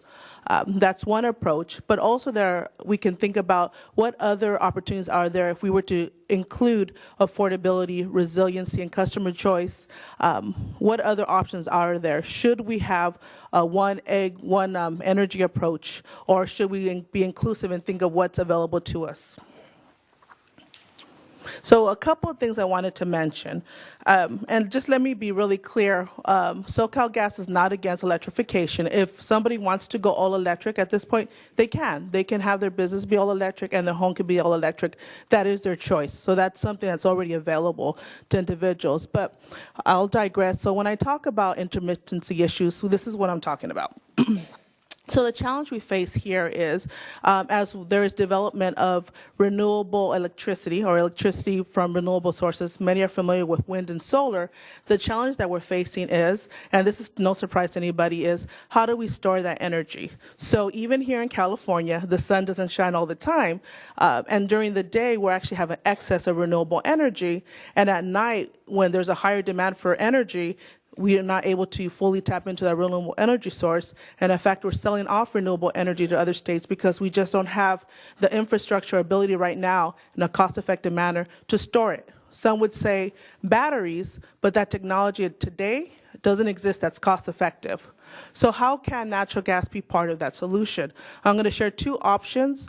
That's something that we can help keep the lights on at an affordable price, but also something that's good for the environment. So power to gas, the way I like to describe that is, so think about that, I'm going to talk specifically about solar, but it's the same concept with wind energy as well. So we create electricity by renewable sources, and I'll speak specifically about solar in this case. We capture that electricity and we do hydrolysis. So not to get into all the chemistry of it, but methane is CH4. So if we're able to remove that hydrogen out of that molecule, we could store that into our pipelines. At a later time, we can also methanize it, and we can use, it will be what I like to call it in the simplest form, it's kind of a synthetic natural gas. But at that time, what could happen is, so we store that in our pipeline. So kind of think of our pipeline, our source system has become a battery, in essence, for this renewable energy source. So when an individual or a business were to want to turn on the lights, for example, at night, that energy source could be from a renewable source because we have stored that energy in our pipelines. That's one option that we have available to us. And electricity, as we know, does come from renewable sources, but so can natural gas. And natural gas, what it is, like I said, it's CH4. We're all very familiar with the natural gas that is naturally occurring underground. So we think of that historical natural gas like dinosaurs and all that decaying matter. But there's decaying matter all around us every day, all day. And I like to call this a sexy part of the presentation when I talk about cow manure. there's no way to really make that really tantalizing, but it's a fact. So we think about our waste streams. We think about agriculture. We think about waste products as food, also wastewater. We can do landfills, different, whatever is, pretty much decaying out there. Instead of it going out into the atmosphere, we can capture that methane. It's actually a carbon negative product at this time because it wasn't something that needed to come from underground. It's something that was going to already go into the atmosphere and contribute to greenhouse gas emissions. But now we've captured that, and we clean that up and put it into our pipelines, and that's renewable natural gas. And here's a diagram of the poor cows that always get blamed for everything, but it's just a diagram of what I just mentioned. So why does this all matter? So in a nutshell, to give an example, if we were to electrify, for example, all home construction, all homes and businesses, we would have the same end results on reducing greenhouse gas emissions as if 16% of all natural gas was produced by renewable sources. So why does that matter? So if we take a step back and think, let's think if we made every end use in the home electrical. So that would require everybody to have to purchase all new appliances. If they have an older home, I know I do, mine was built in the 60s, possibly you'd have to upgrade your electric panel. So there was a study conducted. That first year would cost $7,200 for that individual to go through that process. And at least a minimum of $600 a year in additional cost. As we think of a state where I'm constantly hearing, I'm sure many of you all hear, affordability is a challenge here. Affordability of home, affordability of energy sources. We pay a premium to living here in the state. So it's something to consider as we develop public policy. What can our businesses, what can residents afford? And also to add, what is customer choice? Over 90% of residents specifically have natural gas, electricity in their home. They choose to have those two products. They want those two products. But another interesting thing, so we talk about having renewable energy available to people in their home and their businesses, but I also want to be clear, there's some businesses, I'm thinking specifically manufacturing, that do need a natural gas product or couldn't produce their product with just specifically electricity, so that would be a challenge. But also as we think about the cost of our energy source is something that's really important. So if we make it so expensive that a business says, I have to fold, it's just too expensive, or I'm going to have to move out of state because it's just not something I can afford anymore. Those things that need to be also thought about. What is the impact? How are people or the consumer going to react with additional costs if there was another option that was a little bit more affordable? And one of the areas that really does contribute to the greenhouse gas emissions and NOx is our transportation sector. So, and what I mean specifically is, for example, our large fleet trucks. They do contribute to 80% of those emissions in the environment. And that's something, if we think about, if we were going to have a targeted approach at how can we really improve our air quality, that should be one of our goals. And there's a product out there right now that's readily available. It's a natural gas powered big truck. The challenge has been, again, as I talk about the proponents who are like, let's just electrify all end uses. Let's just wait till that technology becomes available, which is interesting because we do have a product today that is near zero. And if we were to, the extra piece of it, if we were to incorporate renewable natural gas into powering that large truck, we actually have 80% greenhouse gas emissions with that product. So at the end of the day, it's really looking at what are our alternatives, what is our multi-pronged balanced approach that we can really consider what technology is available. As we know, technology evolves and changes. There may be something that we haven't even thought of today that might be available for us. But as we look at the short term, natural gas does play a role in that renewable energy future. Whatever transition we take or we think about, we really have to take into account, I would say, what's that transition period look like? What's the impact to our customers, to our residents, to our businesses? And again, it boils down to affordability, customer choice, and resiliency.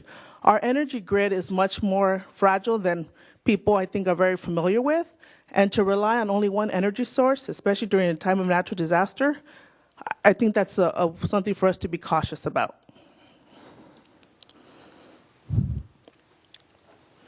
And I said it already. So we shouldn't have to choose between what's affordable and what's good for the environment. There are options out there that we can actually do both. Thank you. Okay, do we have any questions? I just have one question, if I could just start it off here. I know that the natural gas, that there isn't a lot of readily available stations to buy natural gas. Is that going to be, do you look in the future that be addressed to a certain extent? So there's a couple of things with that. It's something that would need to be worked at the state level also with incentivizing it, providing tariffs for that. And as we think about electrical cars, that took a really long time to get where it's at today. So it needs to be something that if we do pursue that, needs to be incentivized or really looked at the state level. But I could say this is the passenger vehicle, electricity works really well in that space, and the turn is going that direction. So what I would argue, contend, is that natural gas really could be an option for us because that technology is not available with the large trucks. I think that's where natural gas will find that space. And I kind of give the example of different energy sources are really good for different end uses. For example, flying a plane, there's no way to have a renewable energy source to fly a plane right now, or ride in a plane. So I think there's different options for different energy sources. It's just kind of using the right mix, the right balance. Thank you. Any other, Mr. Mulchay, you can go first.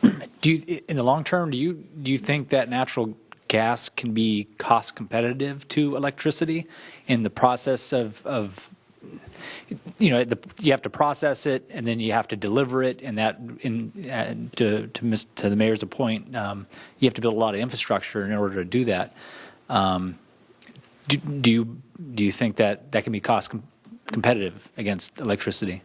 It's, I know off the top of my head, we looked at different alternatives, and at a minimum, it's 4 times less expensive than going to all electrical approach. And what I mean by that is, if we think about every individual having to do all those changes, so our infrastructure underground is already there. Those pipelines are there. We have that infrastructure, so that's not something new that we'd have to build. What we would have to do more of is, I'll talk about dairies, for example, have more of that, capture that methane stream, waste stream from the dairy. So that's an area that we would need to create that infrastructure.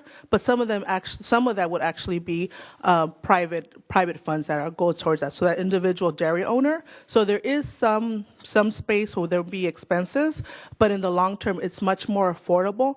And I kind of give the example of think about your natural gas bill today and think about your electrical bill and the cost difference there. So that's kind of like a simple or basic way to kind of look at it. But it is much more cost-effective natural gas. It's one of your smaller bills. Mr. Tremblay had a question. Thank you. Maria, thanks for the presentation. Can we go back to the slide that was entitled Power to Gas? Okay. I just had a question. I wanted to have you clarify something for me. Nope, it's before that. Yeah, on the power to gas with the storage of methane in the pipeline for futures, can you clarify the consistency of that with the executive order relative to methane reductions? In other words, is it leading to a reduction in methane emissions or an increase? So it would be a reduction. So, and actually the first slide really talks about that. It shows, let me go back to that so that just the people in the audience can see what we're talking about. By 2030, reduce methane emissions. So yes, it would, because that power to gas is what we end product is we're capturing that methane that right now is escaping. So it's contributing to that greenhouse gas emissions. By now we're removing that. So it would lead to reductions. Okay. Thank you. Any other questions? Thank you very much. Thank you.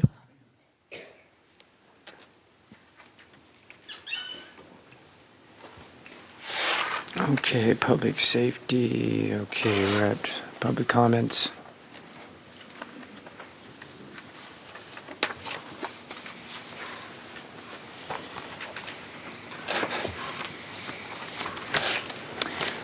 First on public comments, I have Facio Afasai. Am I right on that?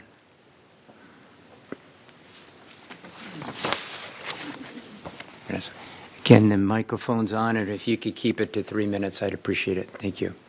My concern is regarding the smoking in the underground library, and due to the fact that its access to the door is quite limited, by 44 feet across, and there are a few people that smoke in that area near the 2 trash cans that's located on either side of the access part. And that is, I'm personally concerned about my own health, but there are a lot more important factor involved, which is exposing the kids,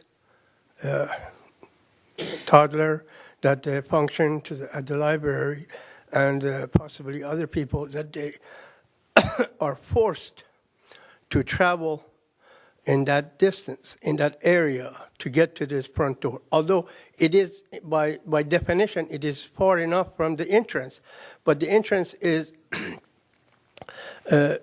limited, restricted by that pathway to get to the front door. And that is 44 feet across.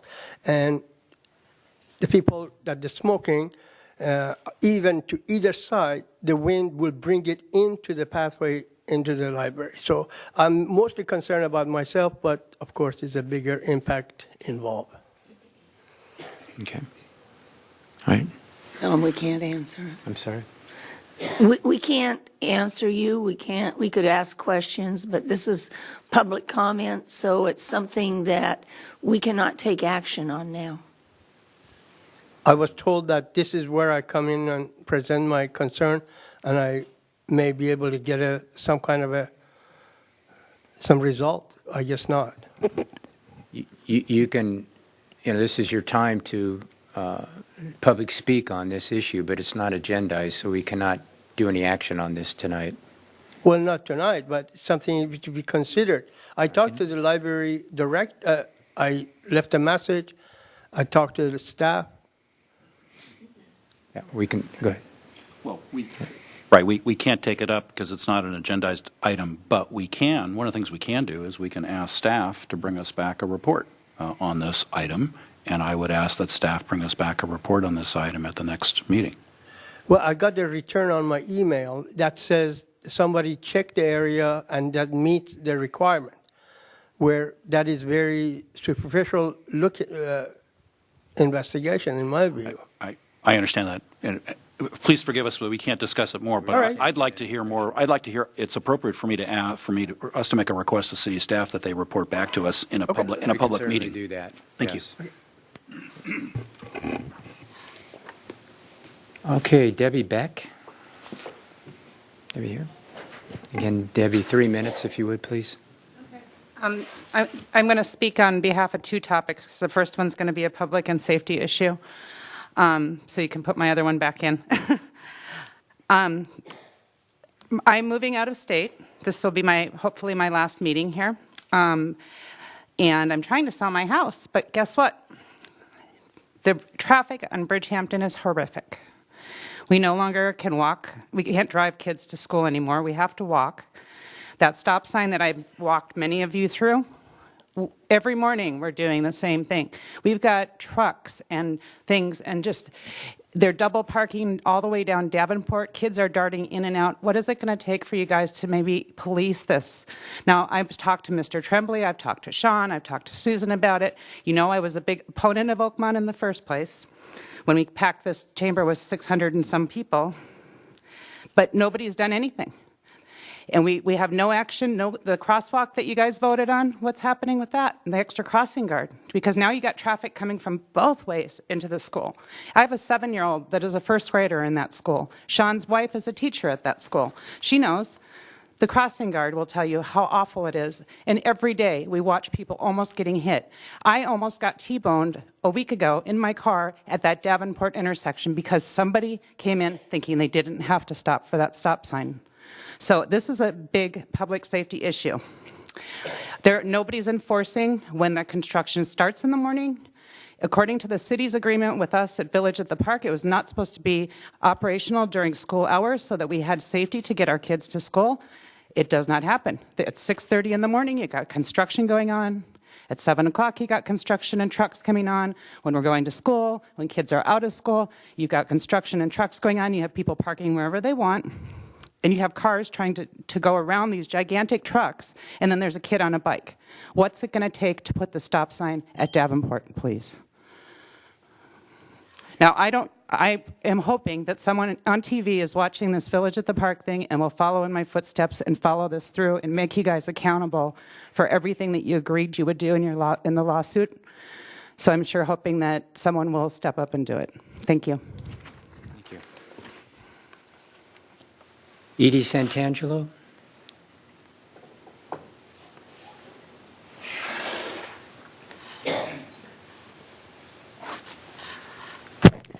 Good evening. I'm Edie Santangelo, President of the Board of Directors of Studio Channel Islands Art Center.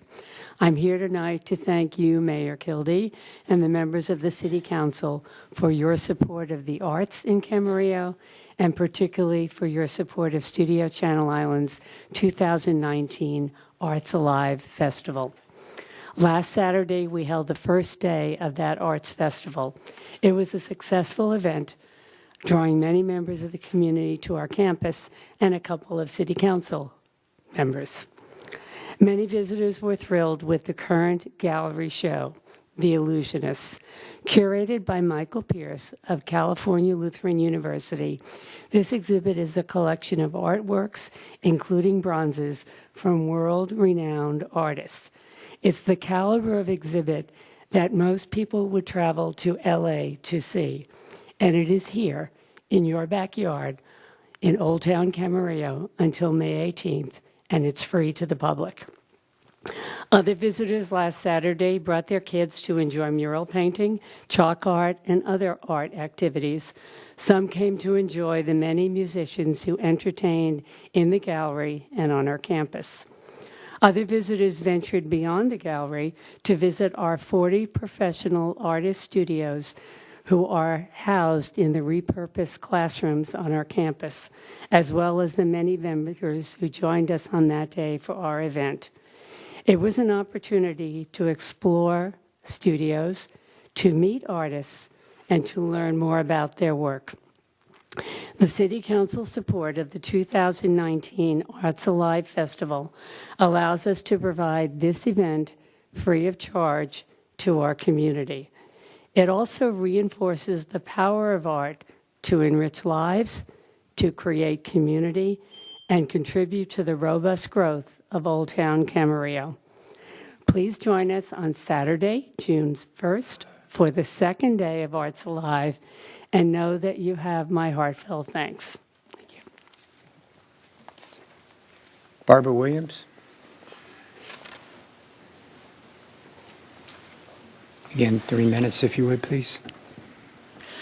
I sent you an email earlier today addressing my concerns about the development of Camarillo Springs Golf Course. A realtor friend told me that during a meeting at the Boys and Girls Club, a representative from the developer told them approval of the flood plans by FEMA was imminent. Once approved, they planned to break ground. The woman also indicated the EIR is done, which surprised me. I previously pointed out the county expects you to protect the wildlife corridor that runs through Camarillo Springs Golf Course. If you allow them to build the homes and create berms along Ridgeview, that will block access from Conejo Mountain and the western Santa Monica Mountains to Conejo Creek, forcing them onto the residential streets. If staff is working with NUI behind the scenes and giving them the impression that they will be allowed to develop the golf course, then your power is being taken away. There is a process in place to ensure the public is heard and you consider all sides of the issues before making your decisions. Enforce that process. If City Council members are meeting with NUI or the representatives behind closed doors or outside an open council meeting, then you're violating the trust of the people. The council approved the referral with conditions, and so far those conditions have not been met. 1, NUI has not provided any data addressing the viability of anything less than 18 holes for a golf course. 2, NUI has not provided information during a council meeting showing plans to address the floodplain issue. As you all will remember, I pointed out that the modeling they did was invalid since they did not use actual data. Based on the lack of the requested data, the referral should be rescinded, and they need to provide detailed, quantifiable data as to why the city should even consider rezoning the golf course to allow homes. There are so many reasons why it should not be developed. Traffic, potential dispersal of carcinogens into the air when they're grading, and impacts to wildlife and protected species, for example, Canadian geese and mountain lions. Richard's bought a golf course, and he does not have a right to do anything other than keep it a golf course. He has done nasty things in other communities to force cities to cave into his demands. Don't fall for it, or you will be cleaning up his mess. I went to the Camarillo Ranch Foundation meeting last night. It was business as usual. No discussion on how to get out of the red. They seemed to be in denial. They were given a summary of the proposed budget for next year. Only the Finance Committee sees the details for each item in the summary. They're expecting less weddings next year. They have done nothing to find out if their charges are reasonable based on other venues. How can a board pass a budget if they don't understand the basis for the budget? Mr. Devlin was rude to Mrs. Craven when she was trying to point out he was incorrect on an item. They voted to be closed on Tuesdays unless a school tour is scheduled because their staff is spread thin, and agreed the city does not need to approve it. They had a retreat in the Camarillo house and left a mess in the kitchen. Like anyone else using the house, they need to clean up their mess. As such, tours the next day had to bypass the kitchen. They're still using future wedding deposits for existing expenses, which is just a Ponzi scheme. No plans to fix problems and make things better. The CRF needs to be abolished immediately. Excuse me. Could I ask you, I'm sorry, could I ask you to read your very first sentence? For which one? For the first thing you said when you got up, I sent starting with 3 minutes. I sent you an email earlier today addressing my concerns about the development of Camarillo Springs Golf Course. Next and I went into detail what I'd heard. One more sentence. A realtor friend told me that during a meeting at the Boys and Girls Club, a representative from the developer told them approval of the flood plans by FEMA was imminent. I guess that was the third one. I'm trying to get a question, but I'm trying to find out what you said. Okay. I want exactly what you said. Once approved, they plan to break ground. Okay. I know that's not true. I have a question for staff based on what you said, because I wasn't at a Boys and Girls Club meeting, so I'm going by what you said. They're caravans that they do. Okay. What is going to happen? They're doing the EIR, and then it comes back to us before anything is done. Is that true? Is that the process, I guess is what I should be saying? Yes, that's correct. Okay, so it's going to come back to the city council before any action is going to be taken out there? Before any entitlements could ever be approved, they would have to have a certified EIR. Thank you. And that must be reviewed by the city council, Okay, correct? thank you. You want to follow up on that? Yeah, I want to follow up. And I think I'm entitled to ask a question of the staff in terms of what is the status of any, if anything, or what is your knowledge as to the status of any approval of flood plans by FEMA? So we do know that NUI has submitted a request for a conditional letter of map revision, a CLOMAR. They're in the CLOMAR process with a submittal to FEMA. And that is based on their hydrology and hydraulic calculations and review, which has included a review that's still in process with the Watershed Protection District. So the ultimate approval of doing anything out there that affects the flood zone has to come from FEMA.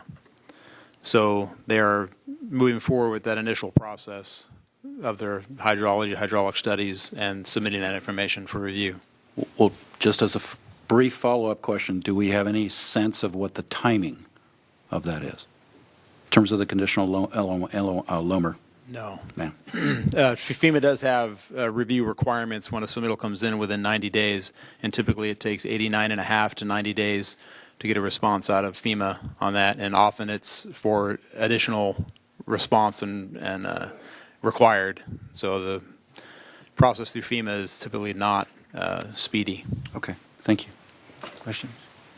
Okay, Matt Lorimer.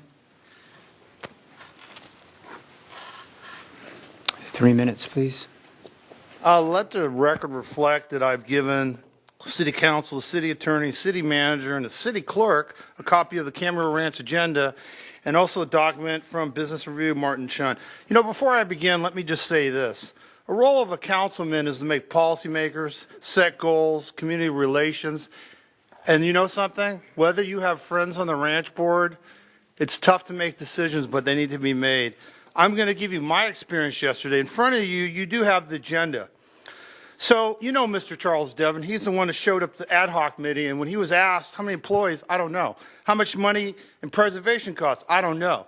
So, that being said, when you go to a meeting and he looks at you, and I was the person, and if we have people, my mother told me, that's what he said, quote, you know, when people wear hats and they come to meetings and they don't know what they're talking about, you know, that's a swipe at me. I don't appreciate it. And you know something? His conduct as president is unacceptable. The next thing I want to talk about, the city had an attorney there, Kane, talking about the Brown Act. It's not listed on the documentation as you see. Also, you're going to read public comments regarding items not on the agenda. Question. So let's go to item A, where it says unfinished business. And it says here, addition to modifications to the bylaws approved by City Council. Mr. Devon, this is the third time he's been disrespectful to a councilman, Ms. Craven. I'm going to tell you something. The first time was when I went, why are you talking to the Acorn? What are you guys doing? Sean, you, what are you guys doing? Okay. The next time, Ms. Craven wasn't there. They referred to her as Lazy Craven. I don't appreciate it. The third time I showed this meeting, she asked a question and he got belligerent and talked to her like a 2-year-old. You know something? This is supposed to be an educational bound.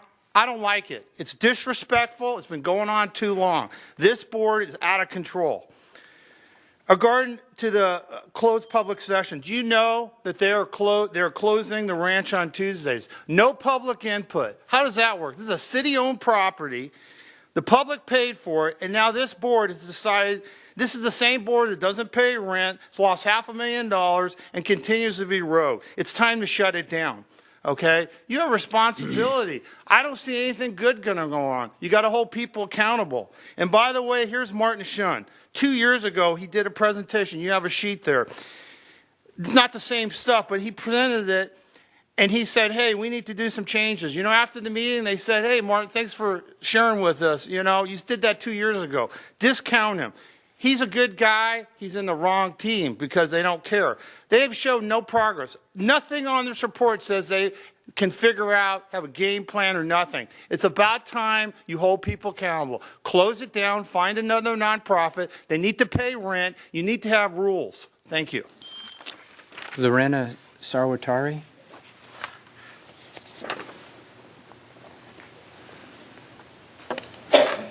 I do have some papers that I would like to share with Mr. Baca. I'm sorry, city manager, I always forget when I count everyone.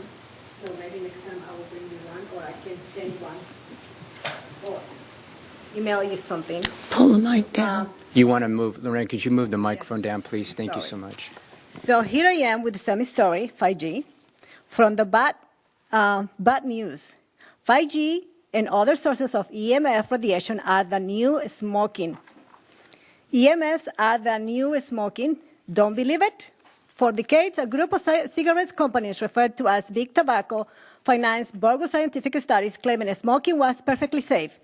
This tricked doctors, scientists, politicians, and smokers into a false sense of security. There were early warning signs that smoking was dangerous, but it took 50 years for the government to finally take action. Today, we're facing a new, bigger health threat, EMF, the radiation emitted by cell phones with routers and Bluetooth devices, just to name a few, and, of course, 5G.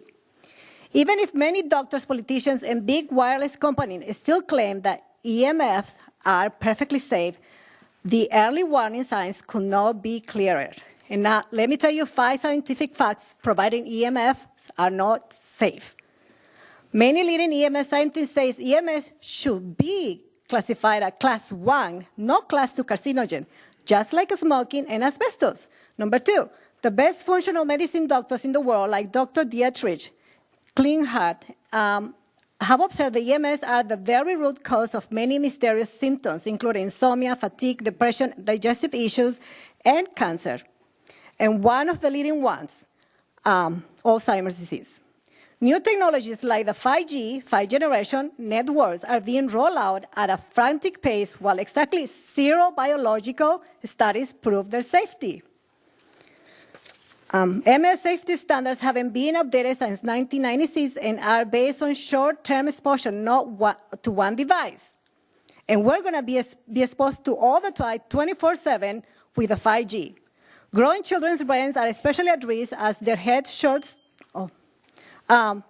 absorbs twice the radiation compared to adults. Regarding the fact, a 2014 survey showed that up to 75% of 4-year-old children possess their own cell phones.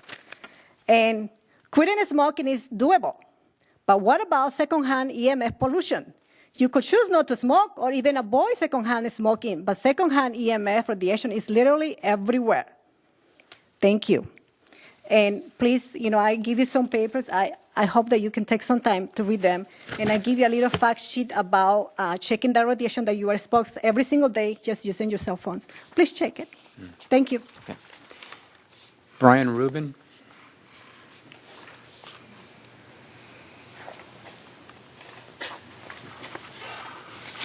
Honorable Mayor Kildee, Vice Mayor Tremblay, and council members.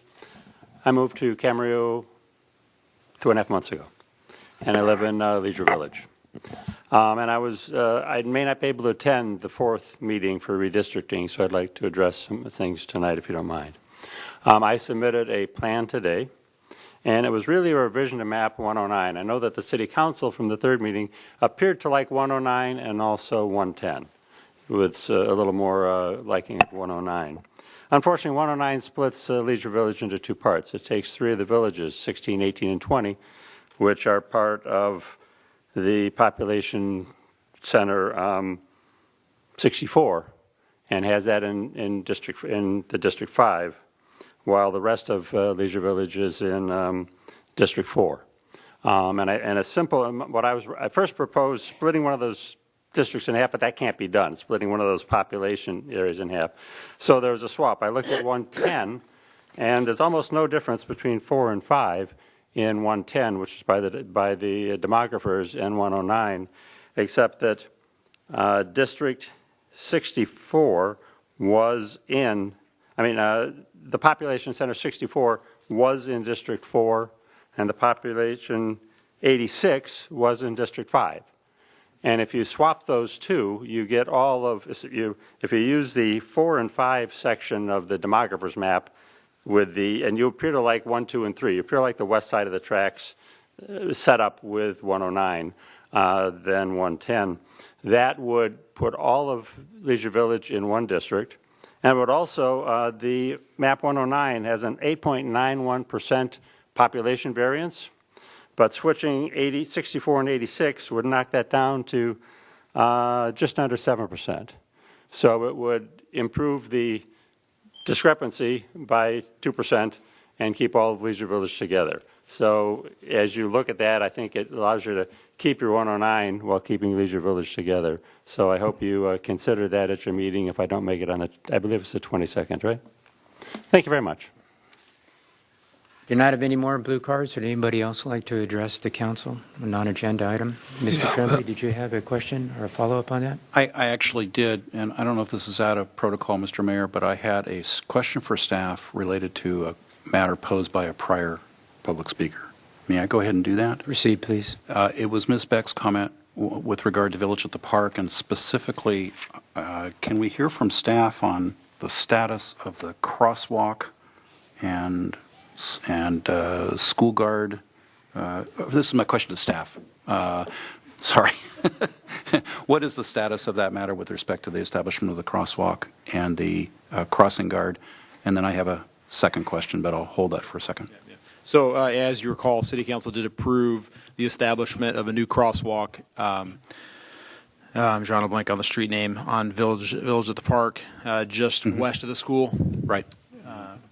Right. Yes, and we're going to wait for school to be out. We have a contractor on board that's going to install the new curb ramp and stripe the crosswalk, and that'll occur in summertime while school's out. We wanted to wait till school traffic is gone for that construction of the curb ramp for the access and the creating this crosswalk. So it will be in place before the start of the school year.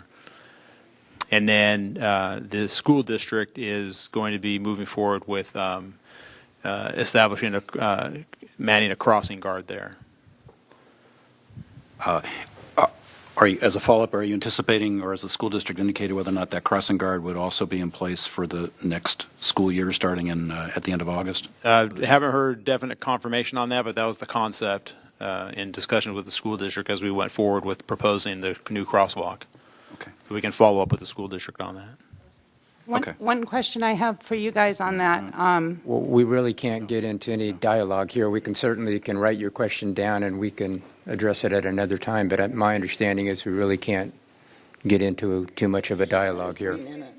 Yeah. Thank you. That answers my question on those two items. Okay. Is there anyone else that wants to address the council at public comments time? Okay, we'll get it down to item 18. It's a public hearing, ordinance amendment, chapter 1604, Camarillo Municipal Code to remove the requirement for the sensor faucets in residential additions and alterations. Is there a staff report on this? Yes, thank you, Mayor Kildee. So Renee Mario, our building official, will be presenting this item. Good evening, Honorable Mayor and council members. My name is Renee Mario. I'm your contract building official. I'd like to start tonight's presentation giving a little background to the ordinance. On October 28th of 2015, the city adopted the ordinance pertaining to water-conserving plumbing fixtures. And since that date, all permits and plan checks have been subject to the ordinance requirements. On March 15th, the city amended and readopted the ordinance. And then last month, we had a study session. The results of the study session, we decided to remove the requirement for sensor faucets in single-family or multifamily residential additions and alterations to existing buildings, continue the requirement for sensor faucets in all new residential construction, continue the recirculating system in all new residential construction, and require the do-flush toilets in new residential construction and residential additions and alterations. The city has the authority to amend this code under the Health and Safety Code, Section 1795 8.8, which allows the city may permit alterations or repairs to existing buildings using original materials as long as the building complies with the code in effect at the time of original construction. Let me just describe what residential occupancies are. That's single-family dwellings, multifamily dwellings, which include condominiums, townhomes, and apartments, and hotels. That's what we mean when we say residential construction. What's the benefit to the city? Well, by reducing water consumption through installation of water-saving devices, the city will enhance the sustainability of various water resources available to customers within the city. Since we enacted the ordinance, there have been approximately 166 permits for residential bathroom remodels, which included either a lavatory sink or a toilet replacement. The city has been unable to document any water savings with the installation of these devices in residential additions and alterations. Some of the challenges that our residents have been facing is the sensor faucets are not locally available in retail stores. Without a recirculating system, individuals need to hold their hand under cold water and the sensor faucet until hot water reaches the faucet. Please note that a recirculating system will still be required in new residential construction, which eliminates the problem of holding your hands under cold water. The proposed ordinance amendment would read as follows. Residential lavatory faucets. The maximum flow rate of residential lavatory faucets may not exceed 1.2 gallons per minute at 60 psi. The minimum flow rate of residential lavatory faucets may not be less than 0.8 gallons per minute at 20 psi. All residential lavatory faucets in new buildings must be sensor-operated, self-closing. Sensor faucets are not required in existing single-family or multifamily residential additions or alterations. A recirculating system will still be required, once again, in all new residential construction. Staff's recommendation is to open the public hearing, accept public comments, and close the public hearing, and request a reading of the title of the ordinance and waive further reading and introduce an ordinance amending Chapter 16.04 Uniform Building Codes adopted by reference of the Municipal Code. Any questions of staff at this time? Mrs. Craven does have a question. Yes, one of the two women who originally called me to ask about this last fall sometime apparently has been keeping up with this and called me today and asked me a couple of questions. So we're going to record, one of the reasons people are unhappy with them is they're not currently available locally. You can't just walk down to Home Depot and buy one and bring it and put it in when your faucet's leaking and whatever. So her question was, if we keep it in new construction, aren't they going to have the same problem when these things wear out and they have to be replaced? So they could potentially have a similar problem. However, the same ordinance conditions would apply if that's what's enacted tonight, in that if a townhome is built with the sensor-operated faucet and in the future it's remodeled, they wouldn't necessarily be required if that's what the ordinance states at the time. I thought it said that it had to be in compliance with whatever the code was at the time it was built, which would mean it had to have one when it was built, so the replacements wouldn't have to be electronic? No, because the way we're amending the ordinance is that in the future additions or remodels don't have to have sensor-operated faucets. That's what we discussed. Correct, but I think specifically your question was if the faucet broke. Yes. And you needed to repair it. I think that the faucets that are being installed in the new construction, I've seen them. They're actually very nice and they work very well. They would probably have to go to the manufacturer and order a faucet and get a replacement. Okay. That was all I had. Ms. Tremblay? Yeah, I have a couple of questions, if I can, and it's really for a point of clarification. But before I go there, though, speaking from personal experience, I fully support this because I don't think these sensor faucets work very well. They're very difficult to find. And when they don't, they tend to malfunction and then fail to turn off, and that just causes greater water waste. But that's from my own personal experience. But the point of clarification is with accessory dwelling units and how they are impacted by this change, but recommended change by staff. Let's say that you have an existing parcel with a residence, and we'll call it the primary residence, and someone submits an application, and it's actually quite streamlined these days, to do an accessory dwelling unit. And I'm not distinguishing between a separate ADU, accessory dwelling unit, or one that's attached to the garage, et cetera. And that would be in addition to the existing primary residence on the property. Is the intent of, well, let me rephrase that. Under 407.2.1.2, which is on big page 4, the recommended amending language, my understanding is that the ADU would not be required to have these faucets. Is that correct? That's correct, and I think the accessory dwelling unit is just that, accessory to an existing residential structure. In fact, you kind of even said it in your own language. It's an addition to an existing residential property, so it would not be required in accessory dwelling units. Let me just rephrase it if I can from the other direction.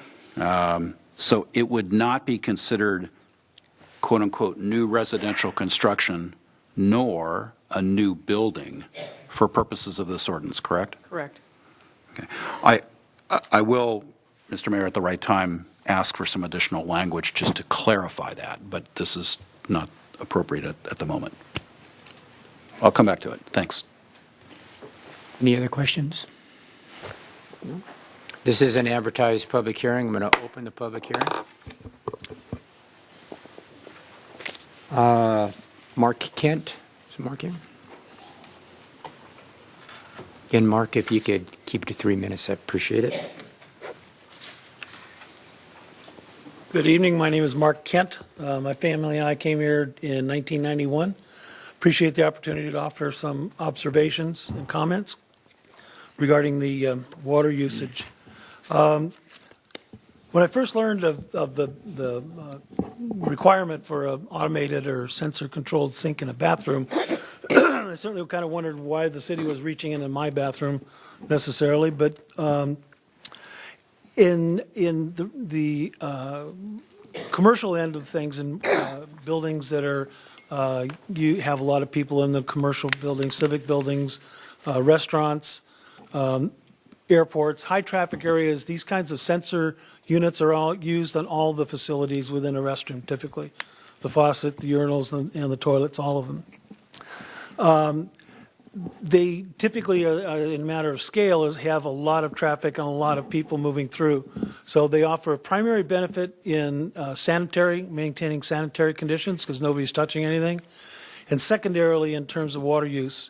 Public buildings, airport spaces don't scale to my house. Just kind of a different program entirely. We don't have that much traffic. I did come across and found a study that was done in 2016 by the California Urban Water Conservation Council. Was posted by the California Water Efficiency Partnership. Study was done evaluating 3 different locations, all commercial in type, so they were the larger buildings, over a period of time. The study ended up showing that there were no savings or reduction in water use through the use of sensor faucets. This is limited just to faucets for their study. So they did not see any decrease in water usage in any of the 3 studies. In fact, one of them had an increase of 23%. So I've got that report for you. I'll leave it with whoever I need to leave it with. So it actually, they do not do anything to conserve water. Now, what they found out with the place that was 23% over was a combination of the duration of the cycle and how many gallons per minute were at the nozzle. So they can be reduced, but in this study it didn't work.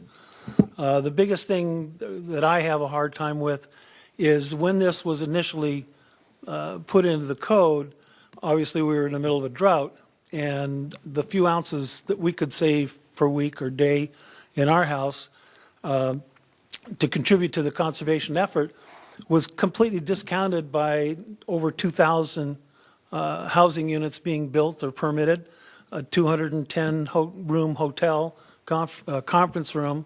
So we were being asked to limit it. You could wrap it up. I'd appreciate it. I'm trying to be fair to everybody. Here's the report. Thank you.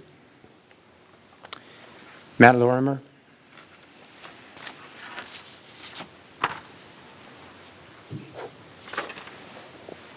Boy, do I know this subject.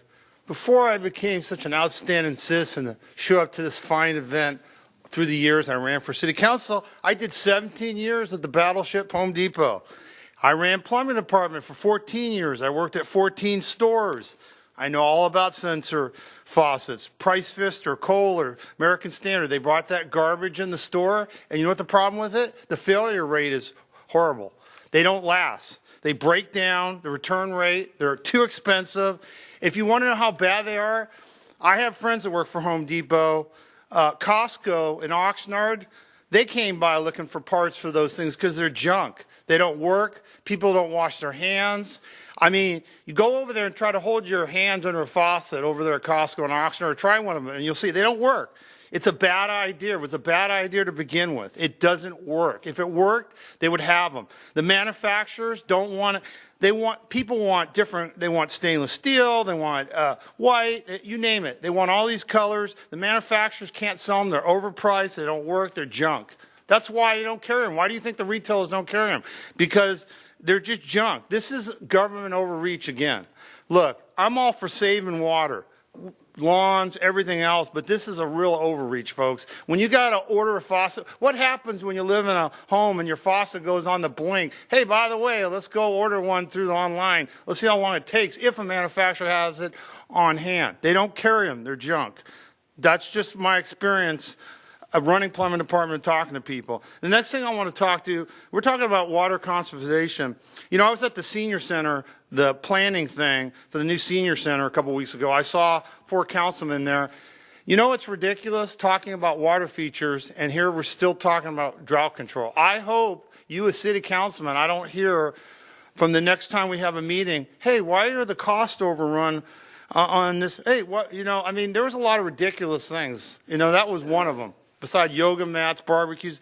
But the thing is, water features, why were we even talking about it? You know, people ask, why does government get themselves in trouble? Because nobody sets like protocols. Nobody brings it up before it ends up on the table. So I hope you will address the senior center on those issues. But regarding faucets, hey, look, folks, if you can't buy it at a retail store at Home Depot or Lowe's, there's a reason for it, because it doesn't work. Okay? Thank you very much.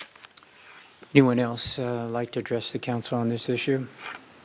Seeing no one come forward, I'm going to close the public hearing. Is there any other comments that the council members wanted to make at this particular point? Well, Mr. Grimman? I wholeheartedly support what we're moving to, and again, based on personal experience and on complaints from residents that I've heard, I don't think the faucets work very well, if at all. I think they're very expensive. You can't find them locally, and they tend to malfunction, and that just leads to greater water waste. I do appreciate the comment on the distinction, let me phrase it my way, in scale and scope of commercial buildings versus residential structures. My primary concern on this, though, is from an ADU standpoint, and as I read Section 407.2.1.2, the new language says all residential lavatory faucets in new buildings, that's new, must be sensor-operated self-closing, and then there's an additional sentence which says sensor faucets are not required in existing single-family or multifamily residential additions or alterations. That doesn't bring to me the degree of clarity that I'd like to see with regard to ADUs, and particularly since ADUs are being encouraged. What I would propose, and I apologize, I didn't bring a sheet to hand out. I would propose saying instead, on that last sentence, sensor faucets are not required in A, just add A in parentheses, existing single-family or multifamily residential additions or alterations. That would remain unchanged. Or, and then this is the new language, or B, new or existing accessory dwelling units constructed on a property with an existing single-family residence. And that would make it crystal clear that this exemption is also applicable to ADUs. Could you read B again, please? Sure. New, it would be or B, new or existing accessory dwelling units constructed on a property with an existing single-family residence. Okay. I have a question on something else, but Okay. if everybody understands what Tony said. Okay. Everybody understand that? Okay. My question is on what would be A. Because as I read this, and you know, there are many times I read things and I'm the only one who reads it this way, and everybody else understood it as staff explained it. But to me, this sentence that says, or this phrase that says, in existing single-family or multifamily residential units or alterations, I read that as what exists now when we pass this, not 10 years from now when somebody reads it. How did the rest of you read it? Because if you read it as I did, we need to clarify it to explain it the way Joe did a while ago. I read it that if your faucet goes out, that you do not have to buy a censored faucet. Even if it was installed as new construction? Yes. Okay. That's how I read it. How did the I'm just curious as to whether. I read it the same way as Kevin. The language, though, Charlotte, is slightly different because it says sensor faucets are not required in existing single-family or multifamily residential additions or alterations. It's just slightly different from what you said. Well, that's because I don't have glasses on. I'm sorry. Okay, but it I doesn't, thought I was reading what it said it here. doesn't change what I think the intent was, and I agree with the mayor on what I believe the intention is Okay. on this. Okay. I read it the same way. Okay. I read it differently than everybody else. That's why I asked. Then I'm okay with that. Is everybody okay with the new verbiage that Vice Mayor Tremblay has requested? I have a question on B and what Mr. Tremblay suggested. I don't necessarily disagree with it. It's very, very specific. I'm wondering, are there accessory dwelling units that could potentially be placed on land that is a multifamily? I think he's talking about what we used to refer to as granny flats. Is that what you were? Yes, the answer is yes and no. So I think to simplify it, we don't necessarily need A and B. I think we could just, at the end of the sentence, change the period to a comma if the council concurs and say, or in accessory dwelling units.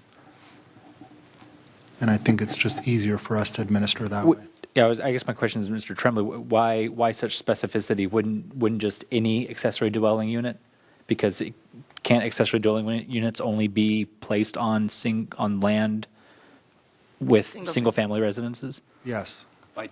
Yes, by definition. Right. It's just the way I drafted it. The attorney in him came out. Yeah, that's it. Mr. Vaca, could you read what you suggested in terms of language? So I'll read the existing sentence, and it reads, sensor faucets are not required in existing single-family or multifamily residential additions or alterations, and the proposed language would be comma, or in accessory dwelling units. And keep in mind, accessory dwelling units could be a room in an existing home that's converted, could be an attached addition, and it could be a detached building.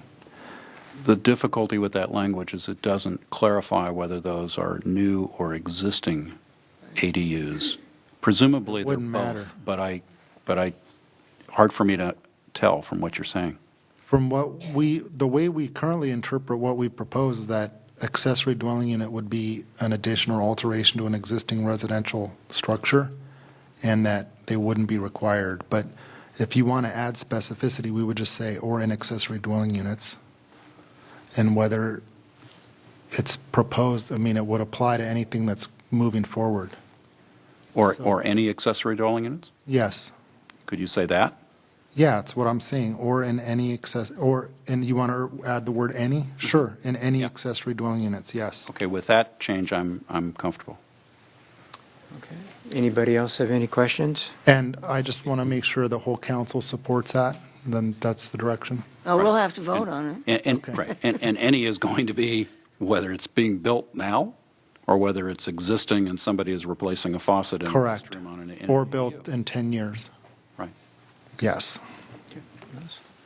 With that, I'll request a reading of the title of ordinance.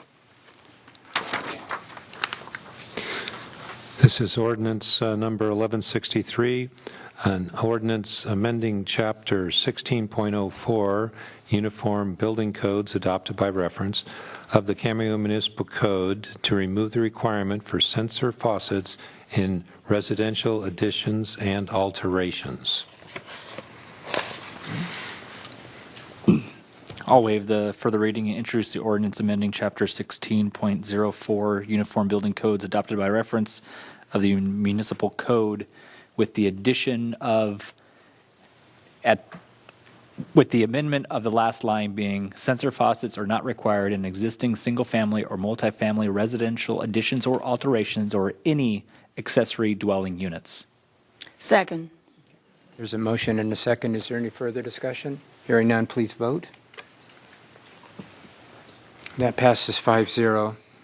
Departmental. Your Honor? Yes. I need to recuse myself because my husband and I are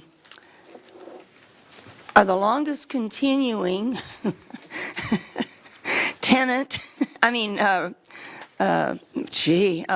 owners of residences rented through the Area Housing Authority, and we receive more than $10,000 a year in income from them. So I have financial conflict of interest.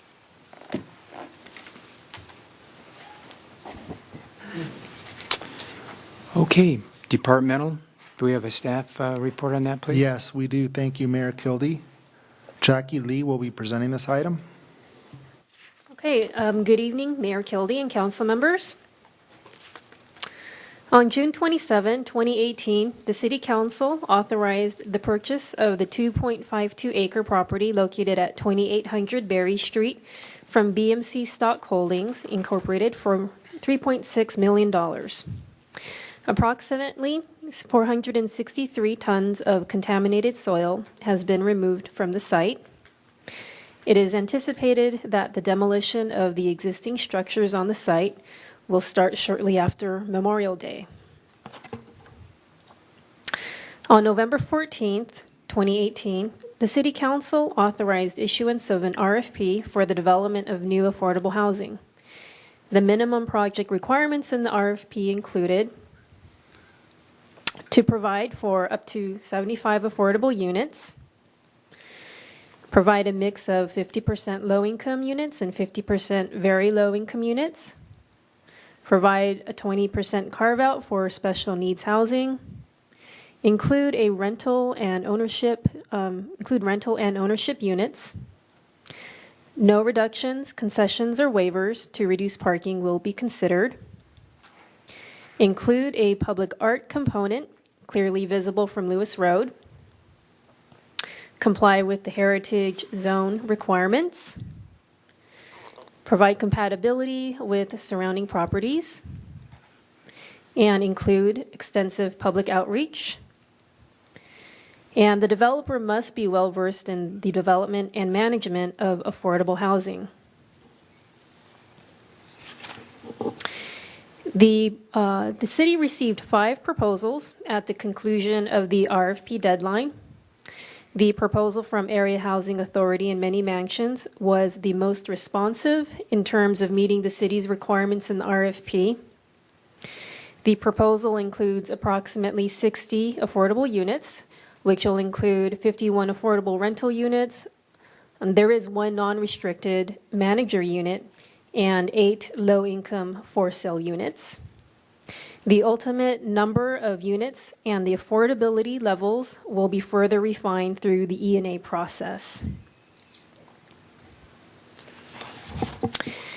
The proposal from Area Housing Authority and Many Mansions includes a well-designed site plan and architecture, compatibility with surrounding uses, compliance with heritage zone requirements, and they're not asking for any reductions in off-street parking. The proposal includes a comprehensive public outreach program, including a minimum of 2 neighborhood meetings during the entitlement phase and 2 pre-construction meetings. The development team is highly experienced in providing affordable housing, as the Area Housing Authority currently owns and operates 397 units of affordable housing in Camarillo, including the Meadowbrook Apartments, Bradford Apartments, and Mar Vista Senior Apartments.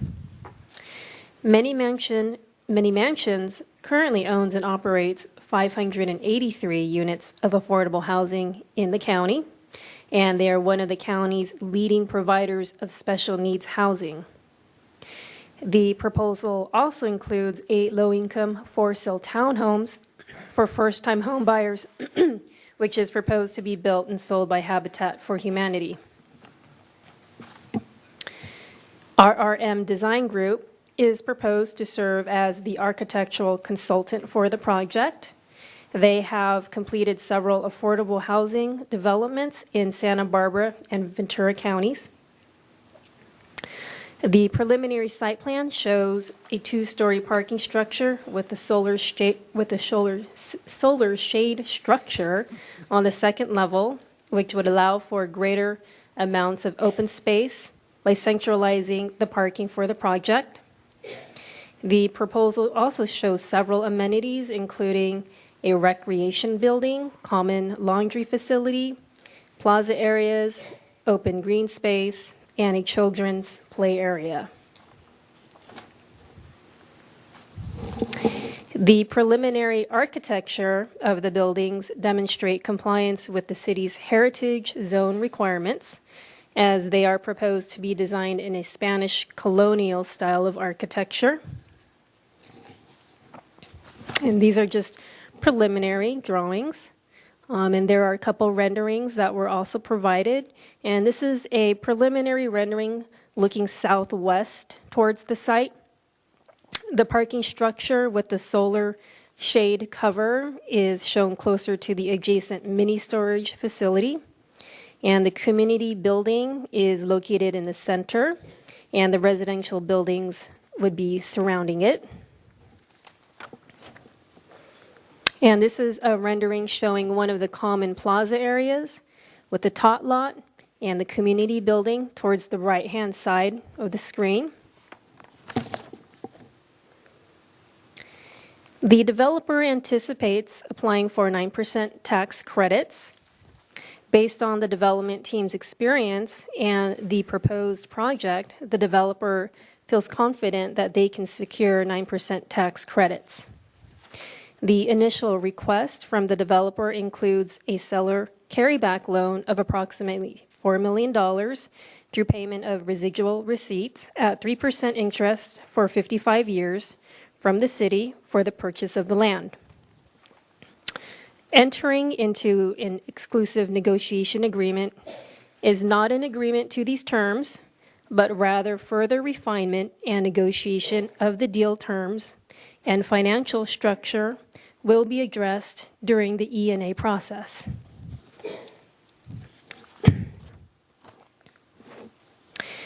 And this slide lays out a roadmap for the next steps should the city enter into an E&A.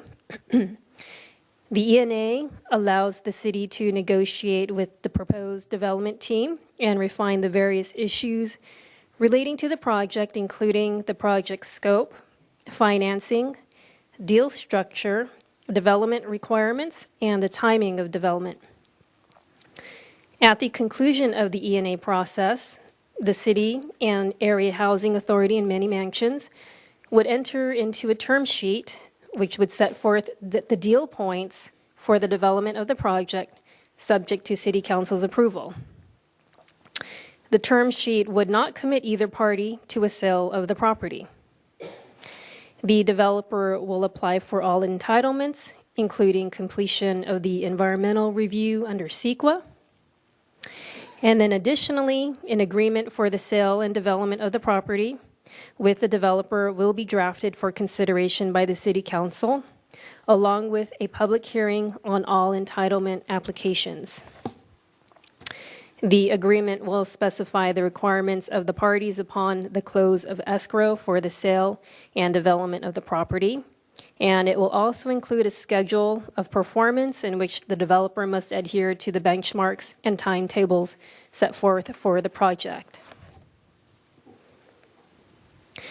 The suggested action for the council's consideration is to enter into an exclusive negotiation agreement between the city and a joint venture between the Area Housing Authority and Many Mansions to formalize the negotiation process for the development of an affordable housing project at 2800 Berry Street.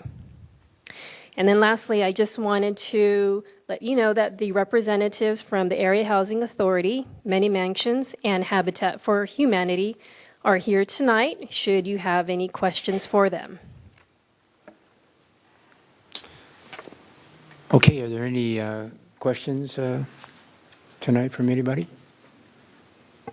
Any further comments anybody would like to make? All right. No.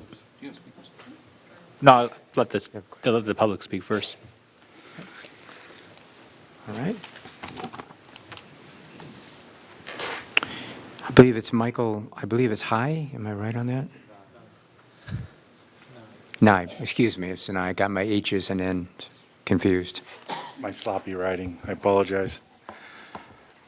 Good evening, Mayor, Vice Mayor, Mr. Perry, council members, and Mr. Norman and staff. It's with great pleasure I'm here this evening. My name is Michael Nye. I'm the Executive Director of the Area Housing Authority of the County of Ventura. And I'd like to take just a second to introduce the members of our team that are here tonight. We have Rick Schrader, President of Manny Mansions. We have Alex Russell, the Executive Vice President of Manny Mansions.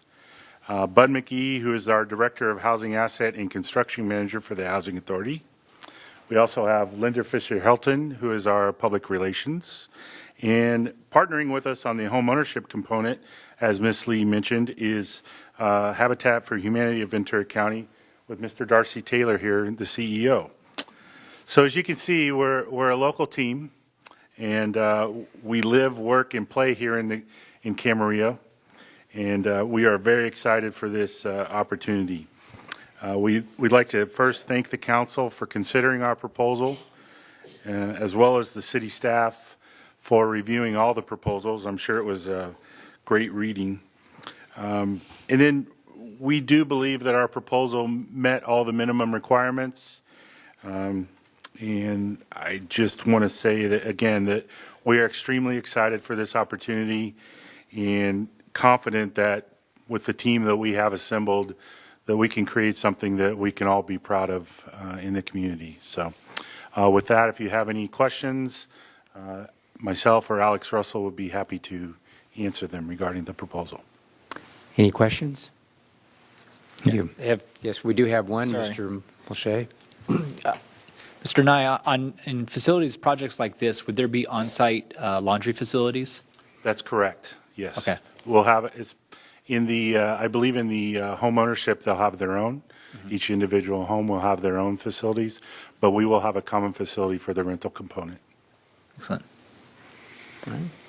Thank you. Next, we have Matt Lorimer.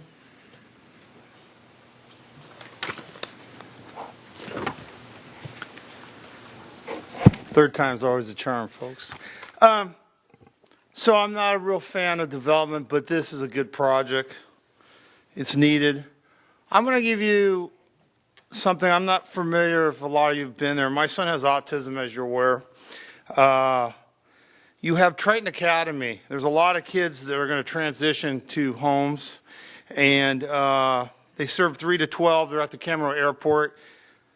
I really hope that the city reaches out. I know it's low income. There are kids that show up on Friday at the senior center. You know, there's a food program there. And we have kids in our community that have different disabilities, autism. They live on their own in these environment. They have some places here currently. I hope that there will be some outreach to kids who have autism, to Ventura County Office of Education, that post something over there. Really, I hope there's some housing available for them because it's important. There are a lot of kids that transition. Some kids that are high functioning will be able to live on their own. And it's important that the city does some outreach. I know there's a lot of different demographics that you have to reach, but tonight I'm speaking up for the kids that have autism. I was the president there a few years ago, but I can tell you there are a number of students that are going to transition and live on their own. So tonight I asked you as a city council staff to please reach out to Ventura County Office of Education, put stuff out there and let us know that there's space available for those kids because they need housing. And I remember running into people who were looking frantically for housing and there was none available. And I hope that you will really spend some time and look at that avenue so we can help those kids because they're important to me. And it's important that I speak up for those kids because there's not a lot of advocates. There's nobody here tonight. But I read the agenda and I felt that I should speak up. So I hope that you guys will look into that and offer it. So thank you. Anyone else? Okay. So what's the wishes of the council? Mr. Tremblay? Time for comments? Time for comments? Yeah, I want to thank Mr. Lorimer for his comments. I think you'll find that the City Council has been very focused on providing for the needs of special needs young adults and very aware of that situation. I know I am personally aware of that. that situation, and there is a real need for housing, and good quality housing for particularly for young adults with special needs, including those with autism. So right on point, Mr. Lorimer, and the council has actually asked, and you'll find it in the presentation, for that to be a component, because it is a real need. I think I said a couple years ago that ordinarily I'm not a big fan of exclusive negotiating agreements relative to public facilities, but this is distinguishable because we've had a good RFP process.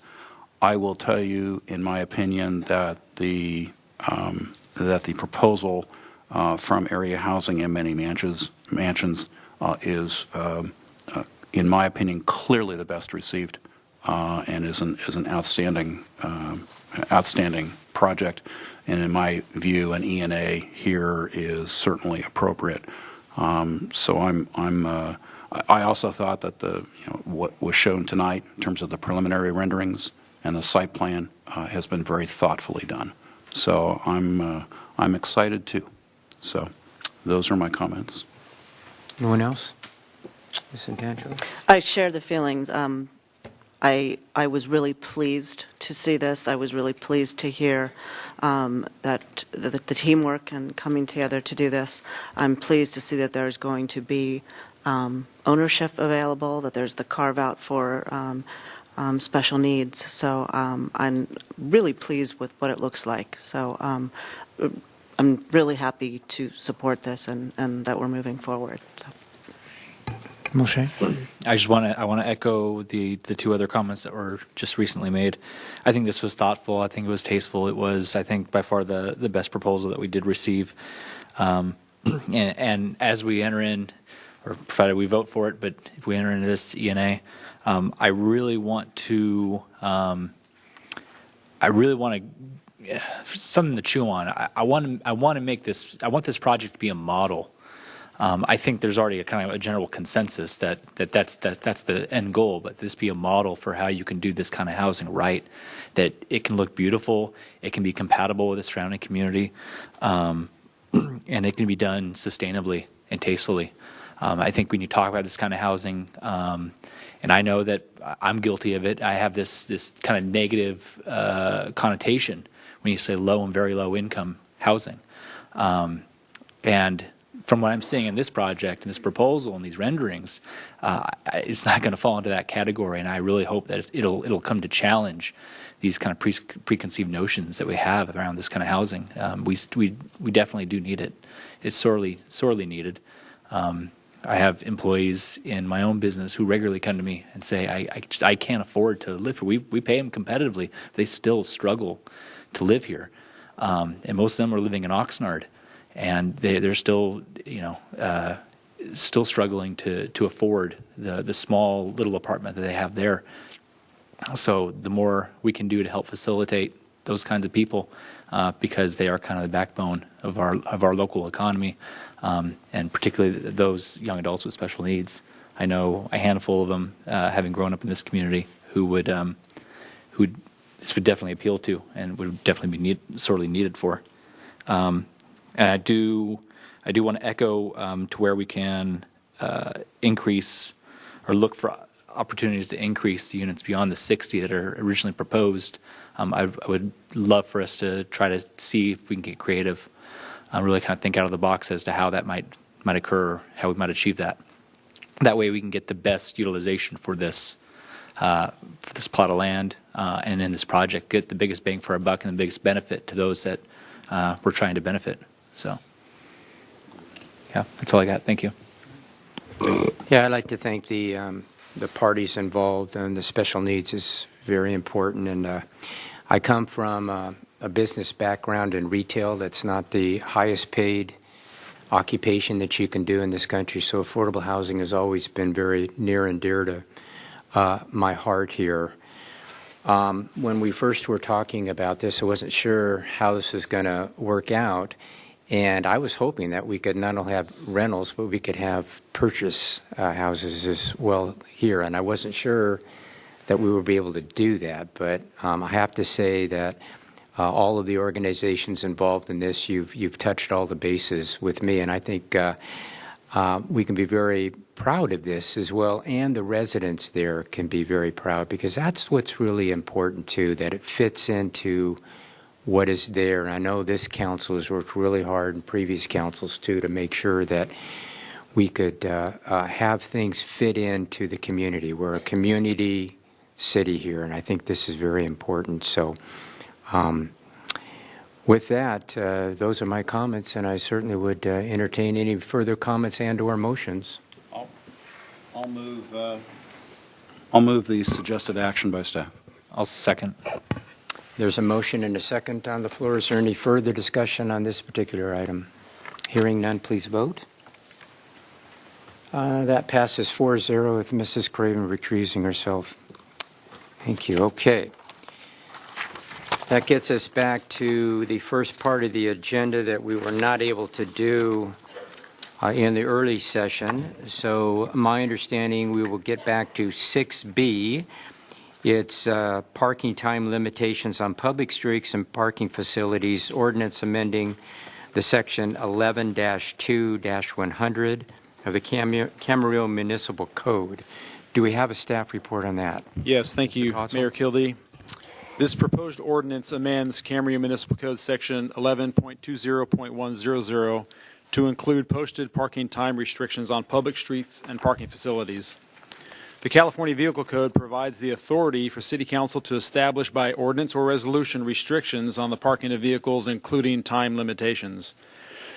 These established restrictions are then identified by appropriate signs or painted curb markings installed under the direction of the Director of Public Works.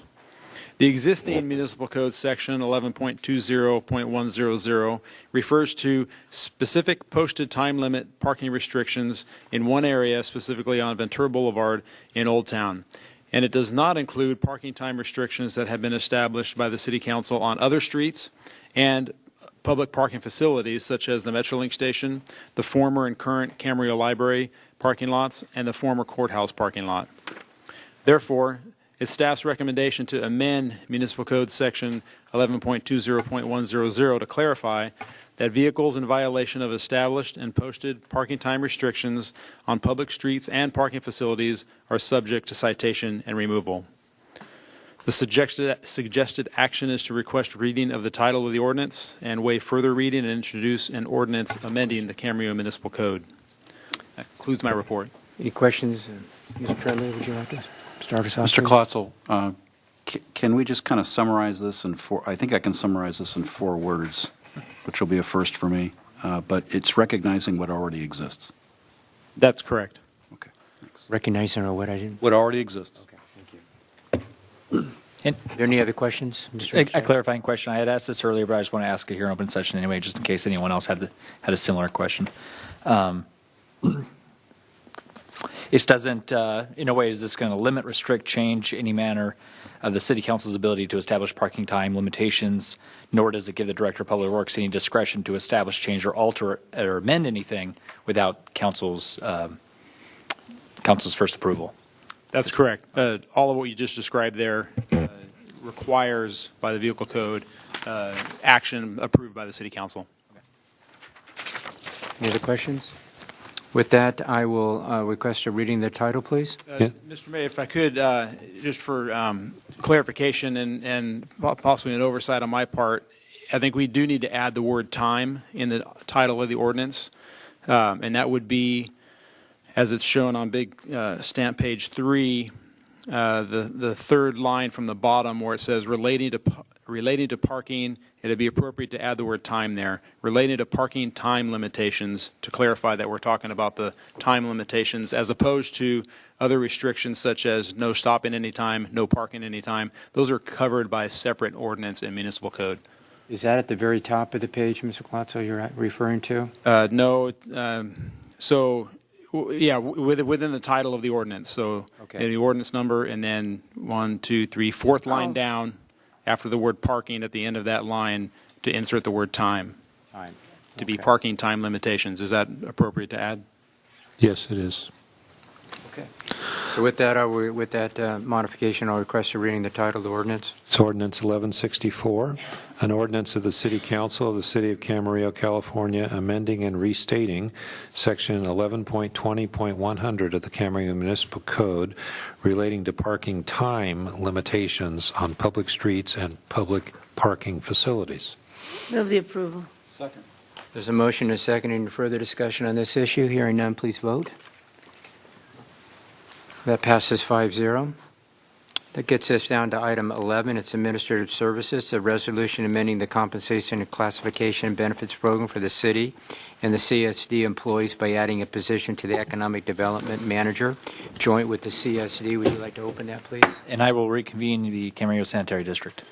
Do we have a staff report on this? Yes, sir. After discussions at various public meetings regarding the qualifications, attributes, and the KSAs, or the knowledge, skills, and abilities of the Economic Development Manager, staff is recommending City Council and the Board of the Camarillo Sanitary District adopt the proposed resolutions, amending the compensation, classification, and benefits program by adding this position.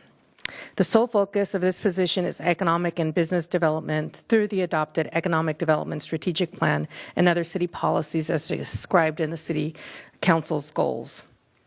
The position will be under the general direction of the city manager. Upon this action, recruitment will begin immediately. The recruitment strategy will include targeting professional business groups in the private sector, in addition to distribution to groups in the public sector, as we normally do with other positions. Targeting those that have experience in business management, communications, and/or marketing that can demonstrate innovative business practices to succeed in an economic development environment. The net will be cast wide, and we plan on broadening the search beyond the local region. Among a list of other major responsibilities, this position is expected to create and nurture a vibrant economic ecosystem and to facilitate smart city infrastructure. It will be critical that the manager build strong relationships between the city, businesses, community members, and other stakeholders. The manager will prepare and implement an execution strategy for the Economic Development Strategic Plan. The position is expected to be filled in the upcoming fiscal year, and funding is in the proposed budget for fiscal year 1920. So there is no fiscal impact to this action tonight. It will be in the proposed budget that you will hear at a later date. That concludes my oral presentation, and Mr. Clifford and I are prepared to answer any questions you may have. Any questions of staff at this point? Mr. Tremblay, would you like to start us off? So I want to compliment staff on preparing this, but I do have some very specific thoughts about the job description, and it is on large page A25 for the job description for the Economic Development Manager. I think there are three components that have not been addressed in the job description that are missing, that were either referenced in the staff report or what council requested in our prior study session. So I'm just going to go through and ask for language for all three components and ask that it be listed under qualifications, knowledge of. And so, in other words, the city would be seeking, because we have been working so hard to get this position approved and now funded and moving forward under recruitment. We want to make sure that we, in my opinion, attract the best, absolutely the best person possible. The three components are as follows. Is what I ask for under knowledge of. First, effective.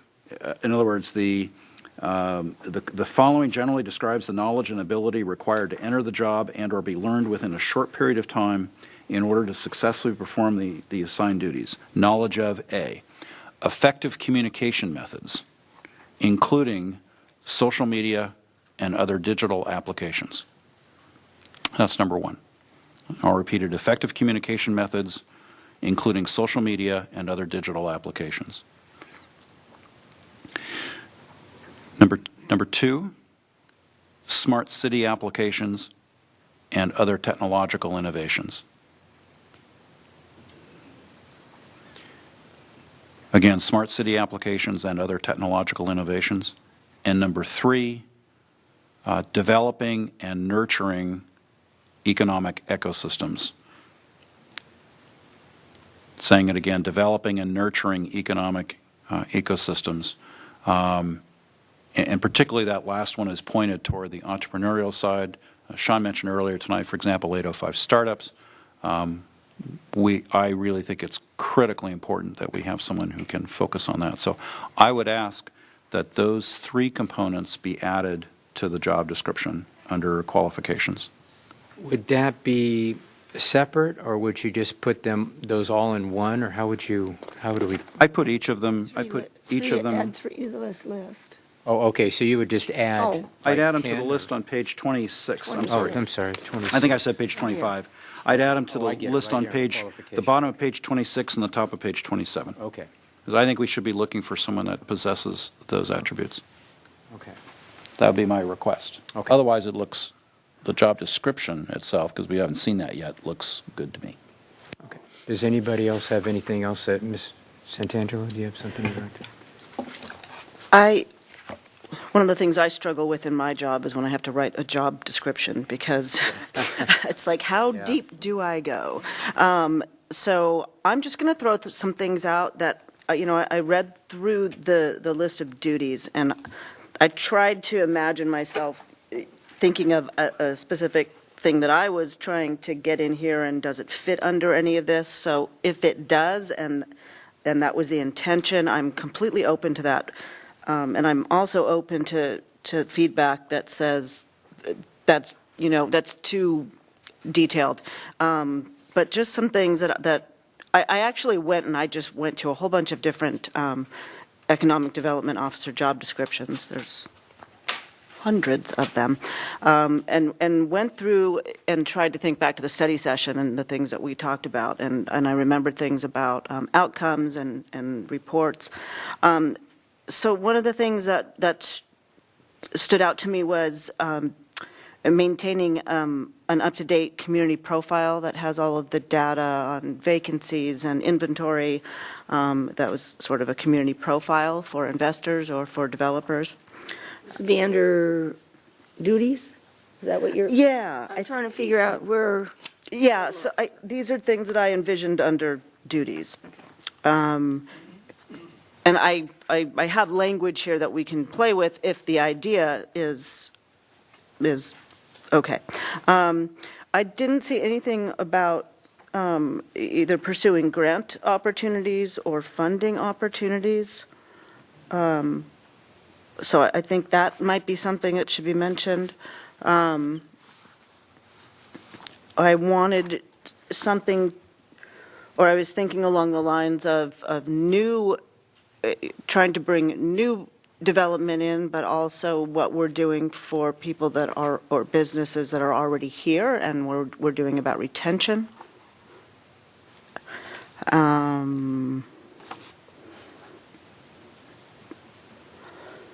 And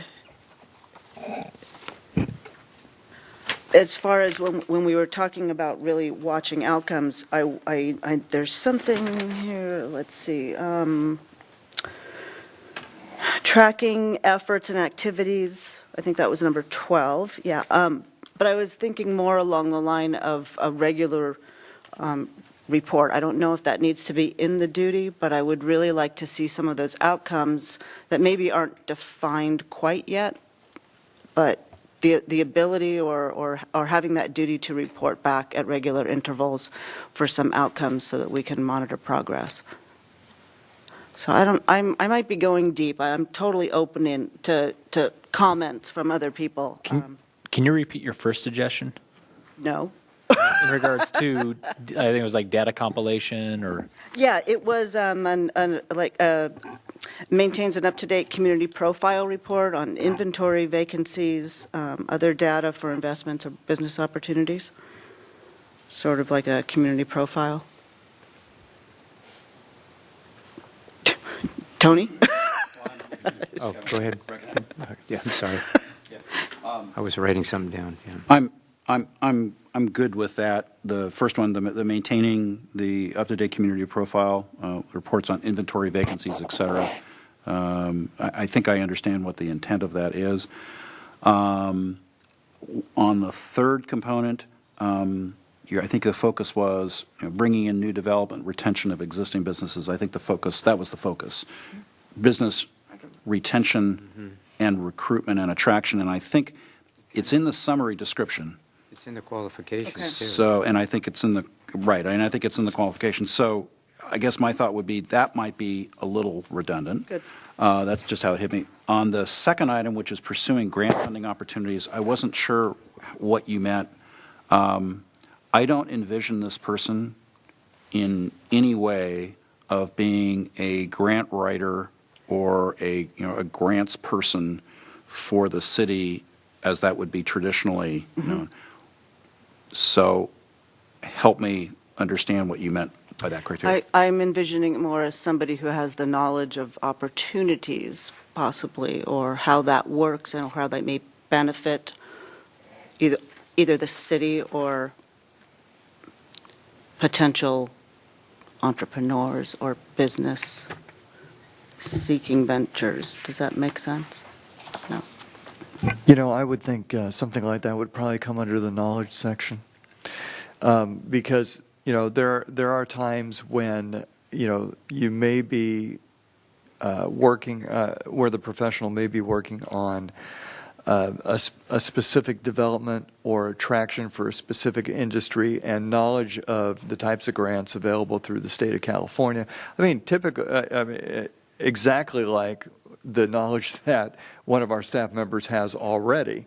And so, so that it's that type of thing. I think knowledge of is the place to put that. Either that or it may be that somebody else on the staff already does that, and so that would be just. Well, here we go. Under knowledge, you have third line down: local, state, and federal economic development programs, issues, trends, grants, etc. I think that covers it. And I think it does. And we certainly do have a staff member who's very familiar with those issues, particularly including, for example, employer tax credits, et cetera. So when we go out on business visits, that's part of. Also under knowledge of, you have business retention principles and strategies, business recruitment principles and strategies. Okay. So I think it's there. Also recognize that under representative duties number 1, we spent a boatload of money on an economic development strategy that includes everything you're talking about.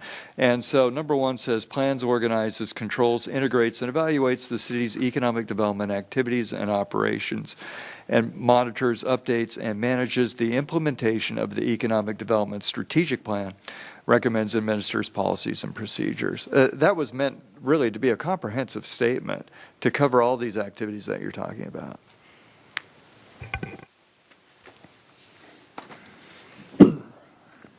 Mr. Mayor? Anything else? Yeah, Mr. Boucher? One comment, I bring it up because I brought it up earlier in discussions about the Chamber of Commerce professional services contract.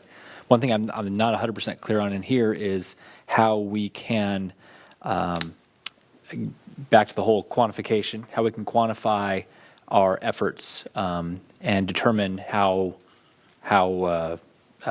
effective we are. That was going to be my question. What are the outcomes? Do we have? When we look under the representative duties number 12.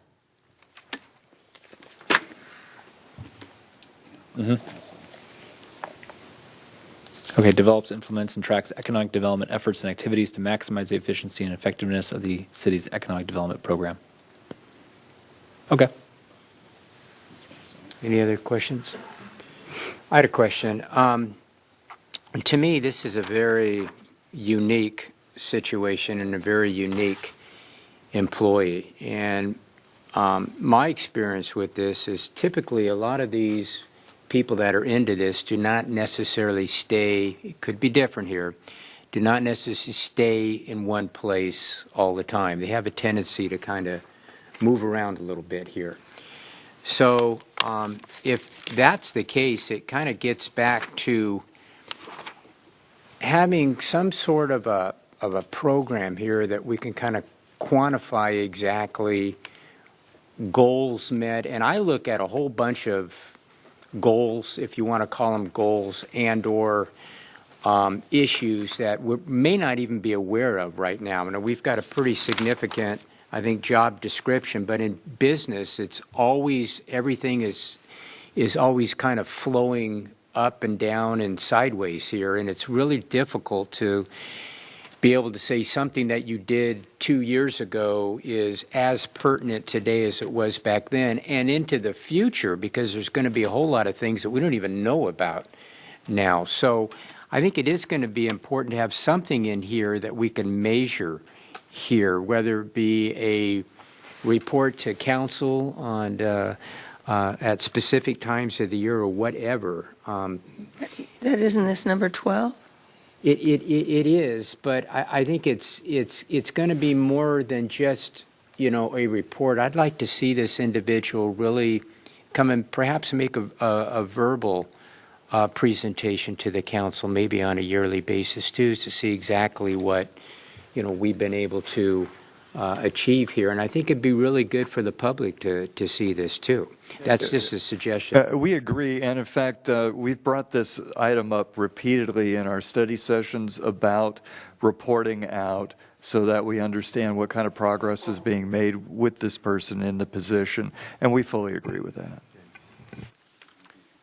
Other than that, it's one of the most diligent job performance qualifications that I've been privy to in a while, shall we say. I think we've all, along with staff, of course, have done a lot of definite thought in this. So is there any other comments or motions that would be appropriate at this time? I was just making a joke. The only thing we're missing here, the only thing we're missing here is the kitchen sink. We can add that. I don't even know if there's a human that exists that can. You might have a conflict of interest if you add that. But it's really aspirational, and this is what we're hoping we find. So, Mr. Mayor, if I can go ahead and make a motion, and I'll just do this. I won't do this for Camarillo Sanitary. I think we do it. Can we do this both together, Mr. Pierick? I think you could make the motion and have a second, but have it voted on separately. Okay. So my motion with respect to both with respect to City Council is to adopt a resolution approving the amendment of the compensation classification and benefits program by adding the position of Economic Development Manager, and to draft those revisions to the job description as has been discussed by Council this evening. Second. Okay, there's a motion and a second. Is there any further discussion on this? I have to say one thing. I think ex-city manager and council member Bill Little will be happy about this. He brought this up a number of years ago. So without further discussion, please vote. I just need a clarification. You're talking about, when you said the revisions or the additions, you meant the additions you brought up to be placed under knowledge of. That's correct, but I think Ms. Santangelo had one. I thought everything she said was included one place or another. That's why I was just trying to be clear. The first one was, if I understood it correctly, and Susan, leap in and correct me if I'm wrong, but maintaining up-to-date community profile, report on the inventory vacancies, et cetera, that's what I thought we were going to add in under duties. Okay, that's why I wanted the clarification of what it was that was going to be added. Does that sound okay? And then Kevin, I think your comment, were we going to do, Mr. Norman, I'm looking at you on this, were we going to do any further language changes in relation to what the mayor suggested? No. But we knew that it was? Yes. We will be doing it. Part of it. Okay. That is my motion. Okay. There is a second. Still second. Okay. Still second, okay. Please vote. Passes unanimously. I will then make a similar motion on behalf of the Camarillo Sanitary District Board with an action to adopt a resolution in a similar vein. Do I have a second? I'll second it. Second. All right, I have a second. Please vote. And that passes unanimously. With that, really quick, I should take this time to, whoops, I got the wrong agenda.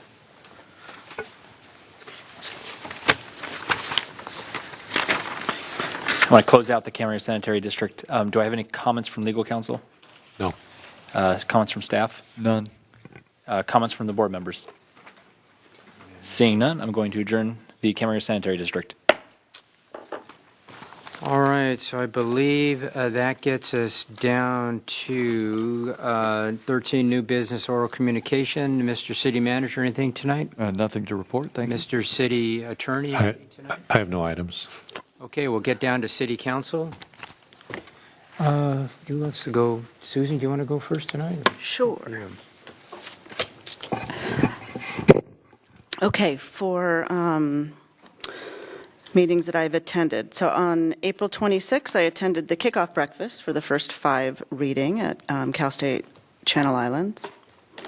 On May 4th, I attended Arts Alive. Saw Mr. Tremblay there. Kidstream was also there. And as you heard my mother, the attendance was great this year. It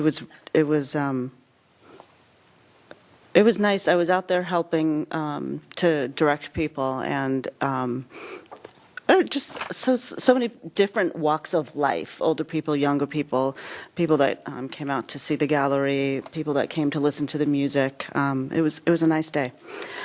And last night was the Law Day dinner, which was really fun, and I'm sure it got more fun after I left. Wait a minute. 20 years ago, I would have been. This morning, as you already heard, I was at the Camarillo Library doing my reading for the preschoolers. A couple things I want to mention. It's a week that is doing dual purposes for 2 of the most noble professions in the world. It is Nurses Week and it is Teacher Appreciation Week. Nurses Day was actually Monday, May 6th, but it continues through to Friday because May 12th is Florence Nightingale's birthday. So I would just really like to give my appreciation to everybody that I have worked with in my past as a nurse, that I work with now, and all across. It's National Nurses Week, but all across the world that help take care of people. And to teachers, who I think are the most underappreciated profession, and I know that we have all been touched by teachers. Touched profoundly by teachers, you know what I mean? God, those of you at home, I'm sorry about that. But I would encourage all of you to thank any teachers or nurses who have been important in your life, and thank them, because it really is, it's not just a profession, it really is a part of who we are. So, thank you. Ms. Craven? I attended this Camarillo Ranch Foundation board meeting last night, as several speakers made you aware. I also attended the grocery outlet ribbon cutting, and that was very exciting because I rushed in after the ribbon cutting. I got my basket, and I was the very first person to check out. Wow, good for you. Man, that's impressive. Yes, I've never had that happen at a grocery store before. And I got out really fast. There was no line. Everybody else was still trying to find a grocery cart. And then a little more serious note, it's interesting that tonight we approved the job description and the salary band for the new economic development director. And I thought I'd just tell anybody out there watching in TV land that tomorrow evening from 4 to 7 at Brandon's is the celebration of Jim Jevons' life. And his 2 sons will be there. His wife will be there. And they're hoping that everybody with a story about Jim will come and tell it. Yeah, very much so. Mr. Tremblay? Sure. April 25, attended the grand opening for the Grocery Outlet Bargain Market. It was fun. On the same day, I attended a business visit with Artisan Vehicles. We talked about that earlier in discussion relative to the Chamber, and here's an example, because I believe the Chamber was instrumental in setting up that visit. That is a company based here in Camarillo that is designing prototypes and now ultimately will go into production on zero-emission load and haul vehicles in mining. Because traditionally, the load and haul vehicles in underground mining have been diesel-powered. These will be zero-emission, relying on battery packs. And it's a quantum step forward in mining technology, and it's R&D here in Camarillo. And this company was just actually purchased by one of the 3 largest mining companies in the world, and this division is staying here in Camarillo. So from an R&D standpoint, I think that speaks very well of what Camarillo, who would have thought it, right? If we weren't aware of it. April 27, I attended the Boys and Girls Club annual Bids for Kids dinner. I'm really pleased to hear that I think the mayor was there as well, that their capital campaign is about 94% complete at this point, which is great. April 30, we had a city council special meeting. On May 1, the next day, I was in Sacramento testifying in front of the Senate Governance and Finance Committee on SB 355, which is a Clean Power Act alliance on Brown Act, on modification of the Brown Act relative to that Joint Powers Authority. May 2, there was a Clean Power Alliance board meeting, which I attended remotely from Ventura. On May 4 was the Arts Alive Festival, and I'll just simply say again, I thought there was a material increase in attendance. I thought it was great. We also attended that evening the Ventura Council of Boy Scouts annual dinner. On May 7th, earlier this week, I had the pleasure of pinch hitting for the mayor at the Educator of the Month award at Las Colinas, Susan Ryberg, who is a resource teacher. And since I have lived with a teacher for many years, and we have a daughter who teaches, I really appreciate, Susan, you talking about Teacher Appreciation as well as Nursing Appreciation Week, and I want to echo that. Today, and I just want to talk about this for a minute. Today, I attended the demonstration at the Reagan Library by the Ventura County Fire Department and CAL FIRE on the wildfire demonstration, and just a couple of notes. The wildfire fighting season is not far away on our calendar, and we all know that we are in a new normal situation in terms of the severity and the intensity of wildfires, and when wildfires are now occurring.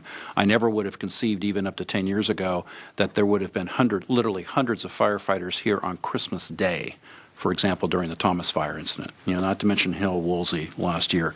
So things have been changing. I asked the Ventura County Fire Department chief, is there anything that you'd like us to emphasize, because we have this bully pulpit, and he said, yeah, could you please emphasize 2 things. One is the concept of defensible space around your homes, and in case anybody is still listening, that means the clearance from all structures of weeds of 100 feet, clearance of all weeds and grasses, etc.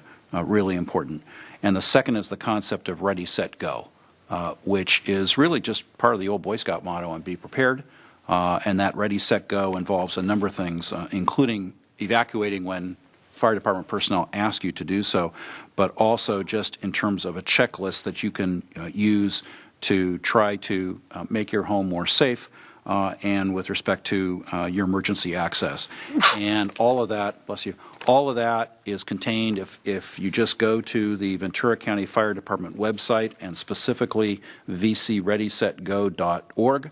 There's a 2-page list, and I'll give this to the city clerk and ask you to provide copies to all the council members. Very simple to read, and very, very good advice. So this is probably one of the most important public safety things that we could talk about, so I was really happy to do that. And I'm not, very appropriate comments about Jim Jevons. I don't think we last time we adjourned in his memory. We did adjourn in his memory last time. So, okay, and that's it for me. Thank John, anything tonight? Yes, I just got a few things to report. The last 2 weeks were actually 2 of the slowest weeks for me in terms of what I did outside of these council chambers, which is actually a relief, and it was nice because I was extra bogged down at work. So everything kind of worked in lockstep. Tuesday, April 30th, I attended a special council meeting with my colleagues. Tuesday, May 7th, that was yesterday. In the morning, I actually did a presentation to Remax Gold Coast, that realty firm. Gave them a quick rundown of what was going on in the city, and we had a healthy dose of Q&A. And they were particularly interested in some of the development projects that were coming up online, things that were included in the monthly report that Community Development publishes every month. We're at 5:30 yesterday. I attended the Camarillo Ranch Foundation meeting. Two things to note is about a month and a half ago, maybe even longer, that this council had approved changes to amending the bylaws from ex officio to city liaison. So I just want to give you an update on that. They did a first reading, not this last one, not the one that was held last night, but the month prior. They attempted to hold a second reading and vote on the bylaw changes, but somehow inadvertently handed out to the entire board the incorrect language. And so they chose to delay voting on any changes to the bylaws. So we anticipate, and I forwarded them the proper language. I've since talked to the city clerk as well to confirm, make sure they have the proper language, and possibly at the next council, and at their next board meeting, they would vote in regards to changes on those bylaws and the language. They did vote, as was mentioned in public comment today, they did vote to close Tuesdays. They had asked the question. I honestly didn't have the answer. I don't know if either Charlotte or I had the answer as to whether or not they either needed city approval or permission to close the property on Tuesday. Right now, they say they're open 7 days a week from 8 a.m. to 5 p.m. And by close, they mean literally lock the gates. And people could clearly go around the gates or jump over the gates or whatnot. But they intend to lock the gates. They still anticipate having some staff on site, but the staff would be essentially locked in their office and doing administrative and clerical duties, and to be left alone by the public. So I don't know. I guess it's a question to council. I don't know if they needed permission or not. Either way, they took action. They voted to close. Sean, I think we need to make sure they understand this is a temporary thing. This is a temporary thing through And it's because August. they are so low in staff. Correct. With, 3 part-timers or timers in there. 2 full-time and 2 part-time, I think is what. But 2 of the part-time doesn't work in the office. True. So they just have the 2 employees. Yeah. I just wanted to make sure that they weren't out of bounds in that. They were asking the question. I couldn't provide an answer. Yeah, I'll check the bylaws and the operating agreement and let you know. I did not answer them yesterday because I was given to understand on the first time I tried to talk to them that I wasn't to talk until I was spoken to, and they didn't ask me that question. Okay. With that, in the evening, along with my colleagues, I attended the annual Law Day dinner. Why it's called Law Day dinner, that's still perplexing. There is a National Law Day. Oh, is it? Yes. And yesterday was it? No, it's. No, but it's I think it's the 7th. But that's the same day every year, and so to give consistency, and so we don't have it on a council member night because we said it would always be the second Tuesday of May. And it was something that the mayor had spoken to in his comments. So for those watching too, the annual Law Day, and I was unaware. But it's essentially a celebration and an appreciation dinner for law enforcement, for the serve Camarillo and the citizenry. And we are, of all the different communities that Ventura County Sheriff provides services for, we're the only city to do that for them. The only city in the county whether the sheriff provides services or not. True, okay. Important clarification. And so I thought that was remarkable. And I'm actually really thrilled. I'm happy that we do that. We go the extra mile of showing our appreciation to our law enforcement, because nowadays they're just doing nothing but taking punches left and right and center. And so sometimes, it goes a long way to show law enforcement a little bit of appreciation for the work they do, because they don't have it easy. They see everyone, they encounter everyone on their worst day of their life many times. So Can I tag on to that? Yeah. Camarillo has done it. We incorporated the 22nd of October, 1964, and they had a Law Day dinner in May of 1965, and there has been one every May since then. There were 3 years when the city simply didn't have any money, and during those 3 years, the Camarillo Daily News provided the funds and hosted the dinner. But they still did it in the name of the city of Camarillo, so we're able to say that we always had one. I think that's a terrific tradition, and it's one that I hope that we maintain. That was it for events. I have 2 comments. One was a comment in public comment in regards to Village to the Park and some of the parking issues on Davenport. That's something that I've been very well attuned to. I've shoot multiple messages to city staff, and I know they've forwarded some of those on to the Ventura County Sheriff in terms of trying to enforce the new parking restrictions we have on Davenport on the 50-foot restrictions. It's been difficult for some people to acclimate to those new restrictions, and so I try to make a point to drive by several times a week and kind of just check it out. I get several text messages from people in the community who have issues because someone's parking in the restricted zone and it's blocking their visibility, and when turning onto Davenport. And Mrs. Beck was right. My wife is a teacher at Rancho Rosal. I use her as my kind of my eyes and ears out there. She regularly tells me if the construction starts early, she'll notify me. I haven't heard anything about the construction. The construction workers are on Davenport, parked in their trucks. Sometimes they are on site, but they're not usually working until after, I think it's 7 or 8. But from a teacher standpoint, I haven't heard similar complaints. And I've asked her to kind of let me know if those issues come up, because I'm very sensitive to that and that project and the concerns of those residents. I'm going to use that as a segue in the fact that this is Teacher Appreciation Week, and for those watching, listening, please show our teachers some appreciation. I made the ultimate move. I married one. There's 3 of us up here who are married to teachers, so I know for a fact that there's a lot of love and appreciation for teachers on this council. There were 2 teachers in particular who really impacted my life in 8th grade when I was attending Las Colinas, and had they not given me an opportunity the way they did, I would probably be kind of on a different path. Not only did I marry a teacher, but in 8th grade, 2 teachers, I like to say they honestly changed my life, and they kind of showed me a different path than the one I was headed down. And I am eternally grateful for teachers and what they do, and particularly the ones that go above and beyond the call, and really put their heart and soul in what they do. So they do have the ability to change lives, because I honestly believe they changed mine. So.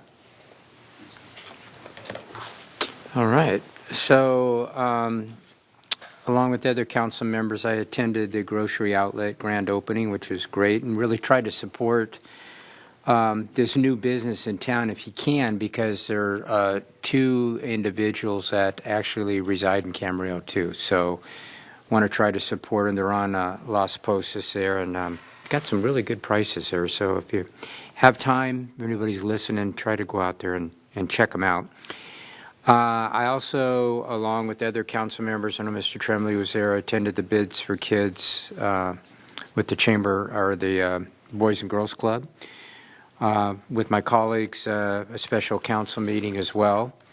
Wednesday, the 1st of May, I attended a Boy Scout. It was really kind of interesting. I did an abbreviated tour here, and the Pleasant Valley Recreation and Park District were having their meeting. So I took them for the tour back there and told them you have to be really quiet while the meeting's in progress here. And as we left, right in the parking lot, there was a brand new Ford modified, I think it was a Steve McQueen Bullitt, and it was a beautiful car. And one of the Cub Scouts looked at me and said, "Mr. Mayor, is that your car?" I said, "No, it's not my car." Different image than you. So there you go. He was interesting. Thursday the 2nd, I did attend a VRSD meeting. along with Mrs. Craven, Tuesday, we did the reading together. I'm sorry I wasn't able to stay for your reading. I heard it was superlative. I really did. I heard it was really terrific. I'm sorry I missed that. I did attend the Law Day dinner, and we cannot do enough for our Sheriff's Department here and our commander. And very thrilled that I think most, if not all of them, had a very good time. And it's nice to see them, at a uniform and in a different place, and a lot of us see them. It's a great department, and please pass that along. One thing that I'm kind of excited about, and I hope I don't forget about this. Oh, and before, I am married a teacher. I totally support teachers. I think that's really great. And I support nurses, except when they're about ready to give me a shot. But love nurses, let me tell you. Also, this coming Saturday, I think from 8 to 12, we've got a shredding event. So if anybody, and I've been saving all this stuff to be shredded, and it's at the Pleasant Valley Recreation and Park District parking lot from 8 to 12. This coming Saturday, the 11th. So if anybody like me has a lot of documents to shred, I'll see you in line there. Okay, with that, I think those are all that I've got. Let's see, we do have, I think, a study session we've got to get to. We do have another closed session item, I believe. We have 2 closed session items that we have to get to as well. So with that, we will recess.